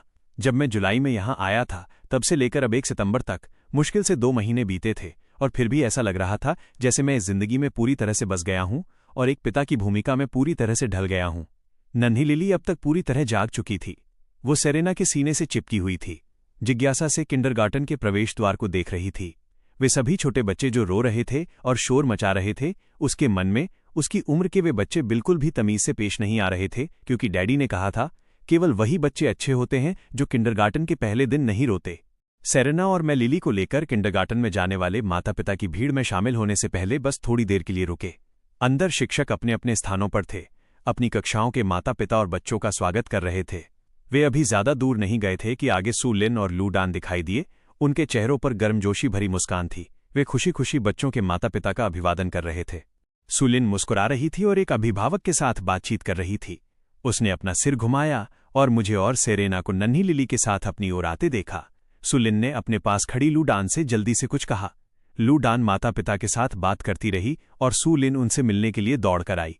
लिली के डैडी, लिली की मम्मी, आप आ गए। इस तरफ आइए। एक बार जब सभी माता पिता और बच्चे आ जाएंगे तो हम पहले क्लासरूम में चलेंगे। इस बार सू लिन के संबोधित करने का तरीका भी बदल गया था। मिस्टर जियांग से लिली के डैडी तक ये इस बात का भी प्रतीक था कि इस पल से लिली आधिकारिक तौर पर इस किंडरगार्टन की सदस्य बन गई है। मैंने सिर हिलाया और सू लिन के पीछे वहां गया जहां क्लास 3 के माता पिता इकट्ठा हुए थे। पास के माता पिता ने हम दोनों का दोस्ताना तरीके से अभिवादन किया। कुछ माता पिता की आंखों में उन दोनों को देखकर पहचान की एक चमक आई, जो जल्दी ही एक सलीके से भरे चेहरे में बदल गई। साफ था कि उन्होंने हम दोनों को पहचान लिया था।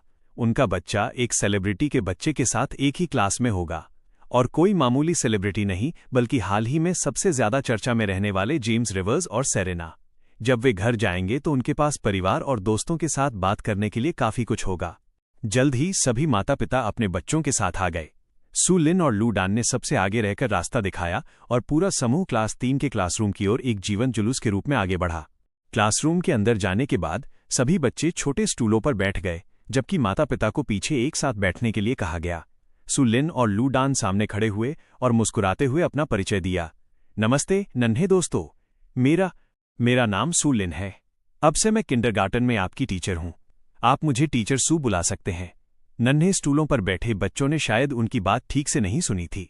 वे अपने छोटे छोटे शरीर हिला रहे थे और कुछ तो खड़े होकर दौड़ते हुए अपनी माँ की बाहों में जा पहुंचे, जिन्हें बड़ी मुश्किल से वापस उनके स्टूलों पर भेजा गया। हालांकि लिली अपने स्टूल पर बहुत अच्छे से बैठी थी, अपनी नन्ही टांगें झुला रही थी और बड़ी बड़ी आंखों से सामने खड़ी दोनों टीचरों को निहार रही थी। तभी मैंने देखा कि लिली के ठीक बगल में बैठा एक गोल मटोल छोटा लड़का अचानक उसकी ओर मुड़ा। मैंने तुम्हें पहले देखा है, तुम वही हो ना जो फोन के अंदर से बाहर आई थी? ये सुनकर लिली का चेहरा गर्व से भर गया। हाँ, मेरे डैडी बहुत कमाल के हैं, वह मुझे फोन के अंदर डाल सकते हैं। उस गोल मटोल लड़के ने यह सुनकर मुंह बनाया और असंतोष के साथ अपने पिता की ओर देखा, मानो वो इस बात से परेशान हो कि उसके अपने पिता उसे उसी तरह फोन के अंदर क्यों नहीं डाल सकते। पर उसने जल्दी ही अपना गोल मटोल चेहरा वापस घुमाया और अपनी ठुड्डी ऊपर की। मेरे डैडी भी बहुत कमाल के हैं, वो बहुत स्वादिष्ट खाना बनाते हैं और वो बहुत ज्यादा खा सकते हैं। मेरे डैडी भी बहुत ज्यादा खा सकते हैं, मेरे डैडी तो पूरा सुअर खा सकते हैं। न जाने क्यों इन दोनों नन्हे बच्चों ने अचानक इस विषय पर बहस करना शुरू कर दिया था। मैं बड़े मजे से ये सब सुन रहा था और पास के कुछ अन्य माता पिता का ध्यान भी इन दोनों की ओर गया, जब तक कि उन्होंने उस गोल मटोल लड़के को जोर से चिल्लाते हुए नहीं सुना। मेरे डैडी पॉटी पूप खा सकते हैं। माता पिता के बीच खड़े एक भारी भरकम आदमी की मुस्कान अचानक जम गई। उसके बगल में खड़ी सुंदर महिला ने चुपचाप अपना मुंह ढक लिया और हंसने लगी। मेरा दिल भी गले तक आ गया था। मुझे डर था कि कहीं नन्ही लिली के मुंह से अगली लाइन कुछ और भी धमाकेदार ना निकल जाए। शुक्र है लिली ने ऐसा नहीं किया। उसने अपना छोटा सा सिर झुकाया और एक पल के लिए सोचा, फिर सच्ची प्रशंसा के साथ कहा, तुम्हारे डैडी वाकई बहुत प्रभावशाली हैं। मेरे डैडी ऐसा नहीं कर सकते। मैंने चुपचाप राहत की सांस ली, फिर मैं प्यार से मुस्कुराया। वाकई एक समझदार नन्ही जान है, बिना किसी शक के टॉप क्वालिटी की मासूमियत। सेरेना भी मन ही मन मुस्कुरा रही थी, क्योंकि उसने मुझे अभी घबराहट में लगभग उछलते हुए देख लिया था। सामने सू लिन और लू डान अभी भी बच्चों को व्यस्त रखने की पूरी कोशिश कर रही थीं। जब आखिरकार स्वागत समारोह वेलकम सेरेमनी शुरू हुआ, तब जाकर उन दोनों ने राहत की सांस ली। साल का ये समय हमेशा उनके लिए सबसे थका देने वाला होता था। स्वागत समारोह जियांग हुआ किंडरगार्टन का एक खास कार्यक्रम था, जो स्कूल में शामिल होने वाले बच्चों के हर नए बैच के स्वागत के लिए आयोजित किया जाता था। ये किंडरगार्टन के मैदान में बिछी हरी कृत्रिम घास आर्टिफिशियल टर्फ पर हुआ। माता पिता वहां ज्यादातर दर्शक के तौर पर मौजूद थे। टीचरों ने बच्चों को विभिन्न खेलों के माध्यम से एक दूसरे से जल्दी परिचित होने में मदद की। इसी बीच हर क्लास के बच्चों द्वारा गानों की परफॉर्मेंस भी हुई। जब क्लास 3 की टीचर सू लिन और लू डान ने बच्चों को टू टाइगर्स गाना सिखाया और गवाया, तो अन्य क्लास की टीचरें अभी भी अपने बच्चों को गाना सिखाने के लिए संघर्ष कर रही थीं। काफी टीचरों ने क्लास 3 की ओर देखा और उस बिल्कुल तालमेल वाले गाने को सुनकर ईर्ष्या से भर गईं। वे चाहती थीं कि उनके पास भी बच्चों को जल्दी सिखाने के लिए इतना सरल और आकर्षक कुछ होता। सेरेना मेरे बगल में खड़ी लिली को दूसरे बच्चों के साथ गाते हुए देख रही थी। उसके चेहरे पर एक सुखद मुस्कान फैल गई। वो मेरा चेहरा देखने के लिए मुड़ी, उसकी बादामी आंखें शांत कोमलता से भरी थीं। जियांग हुआ किंडरगार्टन का स्वागत समारोह समाप्त हुआ। सभी बच्चे अपनी टीचरों के पीछे पीछे क्लासरूम में चले गए। अब माता पिता के लिए अपने नन्हों से अलग होने का समय था। सेरेना और मैं खिड़की के पीछे छिपकर अपनी नन्ही लिली को देख रहे थे। हमारा दिल लगभग टूट सा रहा था। लिली के चेहरे पर अब वह जिज्ञासा और उत्साह नहीं था जो पहले था। अब वो अपने छोटे से स्टूल पर बिल्कुल सिमट कर बैठी थी, अपनी टांगों को बाहों में जकड़े हुए लंबी पलकें फड़फड़ा रही थीं, बड़ी आंखें चमक रही थीं और उसके छोटे होंठ एक दयनीय तरीके से मुड़े हुए थे। अन्य बच्चों की तरह रोने या तमाशा करने के बजाय वो बस चुपचाप बैठी रही और सोने जैसी आंसू की बूंदें एक एक करके गिरने लगीं। ये नज़ारा देखकर मेरे दिल में दर्द की एक लहर दौड़ गई। मेरा मन तो कर रहा था कि अंदर जाकर लिली को उठा लूं और घर ले जाऊं, किंडरगार्टन को पूरी तरह छोड़ दूं।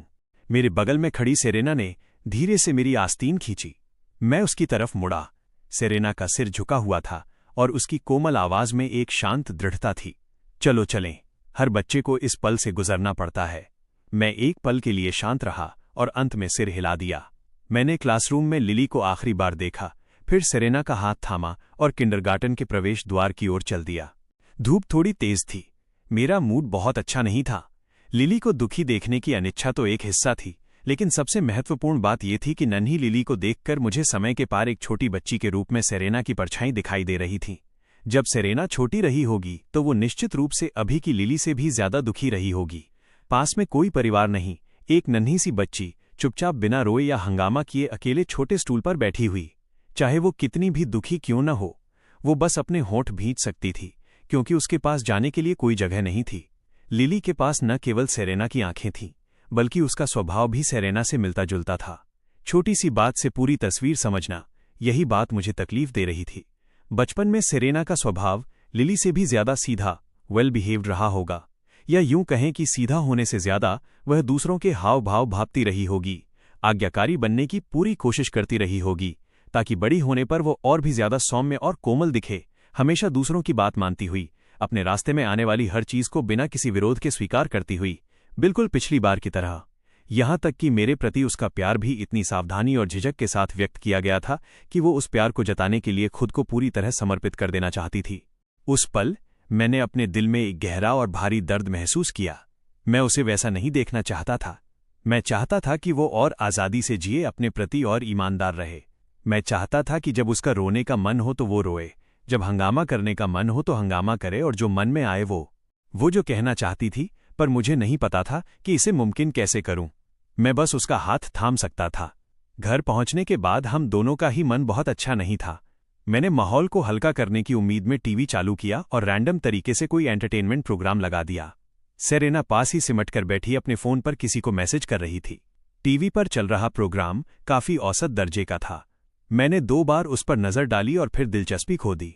इसके बजाय मैं मुड़कर सेरेना को देखने लगा। टीवी के मुकाबले सेरेना को देखना कहीं ज्यादा सुखद था।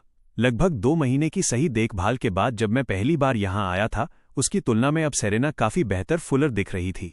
तब वो बहुत दुबली थी। अब मैं खुद को रोक नहीं पाया और हाथ बढ़ाकर उसकी पिंडलियों के कोमल मांस को चुटकी से दबाया। बहुत संतोषजनक। बनावट बेहतरीन थी। मेरी अचानक इस हरकत से सेरेना हैरानी में चिल्लाई और सीधे तनकर बैठ गई। वो मुझे थोड़ी घबराहट से देखने लगी। क्या? तुम क्या कर रहे हो? मैं तुम्हारा पति हूं। तुम किस बात की चिंता कर रही हो? मैं बस ये चेक कर रहा था कि तुम्हारा वजन बढ़ा है या नहीं। नतीजों से बहुत प्रसन्न हूं। निश्चित रूप से काफी निखार आया है। मेरे चेहरे पर गहरी संतुष्टि के भाव थे। सेरेना ने मुझे एक संदेहास्पद नजरों से देखा। क्या तुम बिना छुए बस देखकर नहीं बता सकते थे? लेकिन अपनी टांगों को मेरी गोद में इस तरह टिकाकर आधा लेटे हुए उसे स्वीकार करना पड़ा कि ये वाकई काफी आरामदायक महसूस हो रहा था। सेरेना ने कुछ देर तक मुझे थकी हुई नजरों से देखा और ये तय करने के बाद कि मेरा वाकई कोई गलत इरादा नहीं था, वो वापस अपने फोन में देखने लगी। मैं उसके उन गोरे और नन्हे पैरों को देख रहा था जो अभी भी बेचैनी से हिल रहे थे। साफ था कि उसका दिल अभी भी थोड़ा डरा हुआ था। मैंने अपना चेहरा बिल्कुल सीधा और जेंटलमैन जैसा बनाए रखा, लेकिन मेरे दोनों हाथ चुपचाप उसकी पिंडलियों को सहला रहे थे। इस सुखद एहसास की वजह से सेरेना के लिए अपने फोन पर ध्यान केंद्रित करना मुश्किल हो रहा था। उसकी पलकें तेजी से फड़फड़ाईं, लेकिन उसने शांति से फोन स्क्रॉल करने का नाटक जारी रखा। दूसरी ओर मैं पूरी तरह से सहज था। सेरेना की टांगें, उनकी बनावट वाकई बहुत अच्छी थी। सचमुच चैंपियन टियर की टांगों की जोड़ी। दुर्भाग्य से ये सुखद पल ज्यादा देर नहीं चला। लंच बनाने का समय हो गया था। मैं खाना बनाने जाता हूं। मैंने थोड़ी अनिच्छा के साथ अपने हाथ हटा लिए। सेरेना की टांगों को वापस सोफे पर रखा, खड़ा हुआ और किचन की ओर चल दिया। सेरेना ने ऊपर देखा और मुझे जाते हुए निहारा। उसकी नजरों में भी कुछ अधूरापन सा था। लंच के बारे में सोचते ही उसे लिली का ख्याल आया। उसने सोचा कि क्या लिली किंडरगार्टन में खाना खाएगी। आजकल जो खाना मैं बनाता था वो वाकई बहुत स्वादिष्ट होता था। लिली के सभी कपड़े और चीजें उसने तैयार की थीं। पानी का कप, बर्तन, बिस्तर और ऐसी ही चीजें किंडरगार्टन द्वारा दी गई थीं। जब सेरेना लिली के बारे में सोच रही थी तभी उसका फोन बजा। सेरेना अपने ख्यालों से बाहर आई और उसे देखा। ये मिस क्लेयर का कॉल था। वो और मिस क्लेयर वीचैट पर कंपनी के मामलों के बारे में चैट कर रही थीं। वो अचानक कॉल क्यों कर रही थीं? हेलो मिस क्लेयर, क्या बात है? क्या कुछ जरूरी है? सेरेना ने कॉल उठाया। वो जानती थी कि मिस क्लेयर आमतौर पर इस तरह तब तक कॉल नहीं करती थी जब तक कोई महत्वपूर्ण बात न हो। सेरेना, मुझे तुमसे कुछ पूछना है। फिनाले का दूसरा राउंड कुछ ही दिनों में है। इस बार एक गेस्ट परफॉर्मर को आमंत्रित किया जा रहा है। कंपनी पूछ रही है कि क्या तुम्हारी कोई पसंद है। अगर नहीं, तो वे तुम्हारी साथ परफॉर्म करने के लिए अपनी ही कंपनी के किसी अनुभवी सिंगर को बुलाएंगे। सेरेना ने सुना और एक पल के लिए शांत हो गई। उसका बायां हाथ जो बगल में रखा था, उसने अनजाने में अपने कपड़ों के छोर को कसकर पकड़ लिया। मिस क्लेयर, आप पहले से ही जानती हैं, इस बार का कीवर्ड रोमांटिक ड्यूएट है। मेरे मन में जो व्यक्ति है, तुम्हारा मतलब जेम्स रिवर्स से है ना? मिस क्लेयर की थोड़ी थकी हुई आवाज फोन से आई। सेरेना ने अपने होंठ भींच लिए और कुछ नहीं कहा। क्या तुमने मन बना लिया है? तुम जानती हो, वोकल तकनीक और स्टेज प्रेजेंस के मामले में जेम्स रिवर्स कोई प्रोफेशनल सिंगर नहीं है। उन अनुभवी गायकों की तुलना में जेम्स रिवर्स के पास कोई लाभ नहीं है। और क्या तुमने इस बारे में जेम्स से बात की है? क्या वो मान गया है? मिस क्लेयर की बातों को सुनते हुए सेरेना ने ऊपर देखा और किचन में व्यस्त मेरी आकृति पर एक नजर डाली। सेरेना रुक गई। उसने जो कहना चाहा था उसे अनकहा ही छोड़ दिया। वो जानती थी कि मिस क्लेयर उसका मतलब समझ जाएंगी। हमेशा लोगों को अपने लिए इतना फिक्रमंद बना देती हो। यह व्यक्तित्व वाकई बदलना चाहिए। मैं तुम्हारी तरफ से कंपनी को मना कर दूंगी। रही बात जेम्स की, तो उसे छोड़ो। तुम दोनों के बीच का मामला मेरा सिरदर्द नहीं है। मिस क्लेयर बस यही चाहती है कि तुम खुश रहो। मिस क्लेयर ने यह थोड़े लाड़ भरे अंदाज में कहा। सेरेना ने सोफे पर अपनी टांगें सिकोड़ लीं और किचन में उस व्यस्त आकृति को एक बार फिर देखा। उसने धीरे से कहा, मैं रहूंगी। कॉल कट गया। सेरेना थोड़ी देर तक गुमसुम बैठी रही। वास्तव में एक और चीज थी जो उसने जोर से नहीं कही थी। वो थी, मैं पहले से ही बहुत खुश हूं। मैं सब्जियां धोने में लगा था जब एक गोरे और सुडौल हाथ ने अचानक उन्हें मेरी पकड़ से ले लिया। ये सेरेना थी जो बिना किसी आवाज के अंदर आ गई थी। वो सावधानी से सब्जियां धो रही थी, मेरे बिल्कुल पास खड़ी थी, पर मेरी तरफ देख नहीं रही थी। मैंने उससे आने वाली जानी पहचानी साफ खुशबू महसूस की और उसके चेहरे को देखा, जो न जाने किन कारणों से लाल हो गया था। मैं मुस्कुराया, अपना शरीर थोड़ा एक तरफ खिसकाया ताकि हम दोनों को खड़े होने के लिए आरामदायक जगह मिल सके। हे पतिदेव, हस्बैंड, क्या आपके पास गाने के लिए अब तक कोई प्रेरणा आई है? सब्जियां काटते समय मेरा हाथ फिसला, लगभग मेरी उंगली कटने ही वाली थी। मैंने अविश्वास में अपने कान खड़े किए और सेरेना के चेहरे की ओर मुड़ा, जो अब इतना लाल हो चुका था जैसे खून निकल आएगा। तुमने अभी मुझे क्या बुलाया? मेरी बात सुनकर सेरेना को लगा जैसे वो अपना चेहरा सब्जी के कटोरे में ही दफन कर लेगी। सब्जियां धोने वाले उसके हाथ थोड़े घबरा गए थे। वो सब्जी के पत्तों को हर आकार और साइज में तोड़ रही थी। मुझे अचानक लगा कि मैं थोड़ा मतलबी हो रहा हूं। मैंने उसे बिल्कुल साफ सुना था, फिर भी मैं उसे दोबारा कहने के लिए मजबूर कर रहा था। पतिदेव। सेरेना ने अपने हाथों में सब्जी के पत्तों को ऐसे नोचा जैसे मैं ही उसके सामने खड़ा हूं, लेकिन फिर भी उसने खुद को एक बार और इसे कहने के लिए मजबूर किया।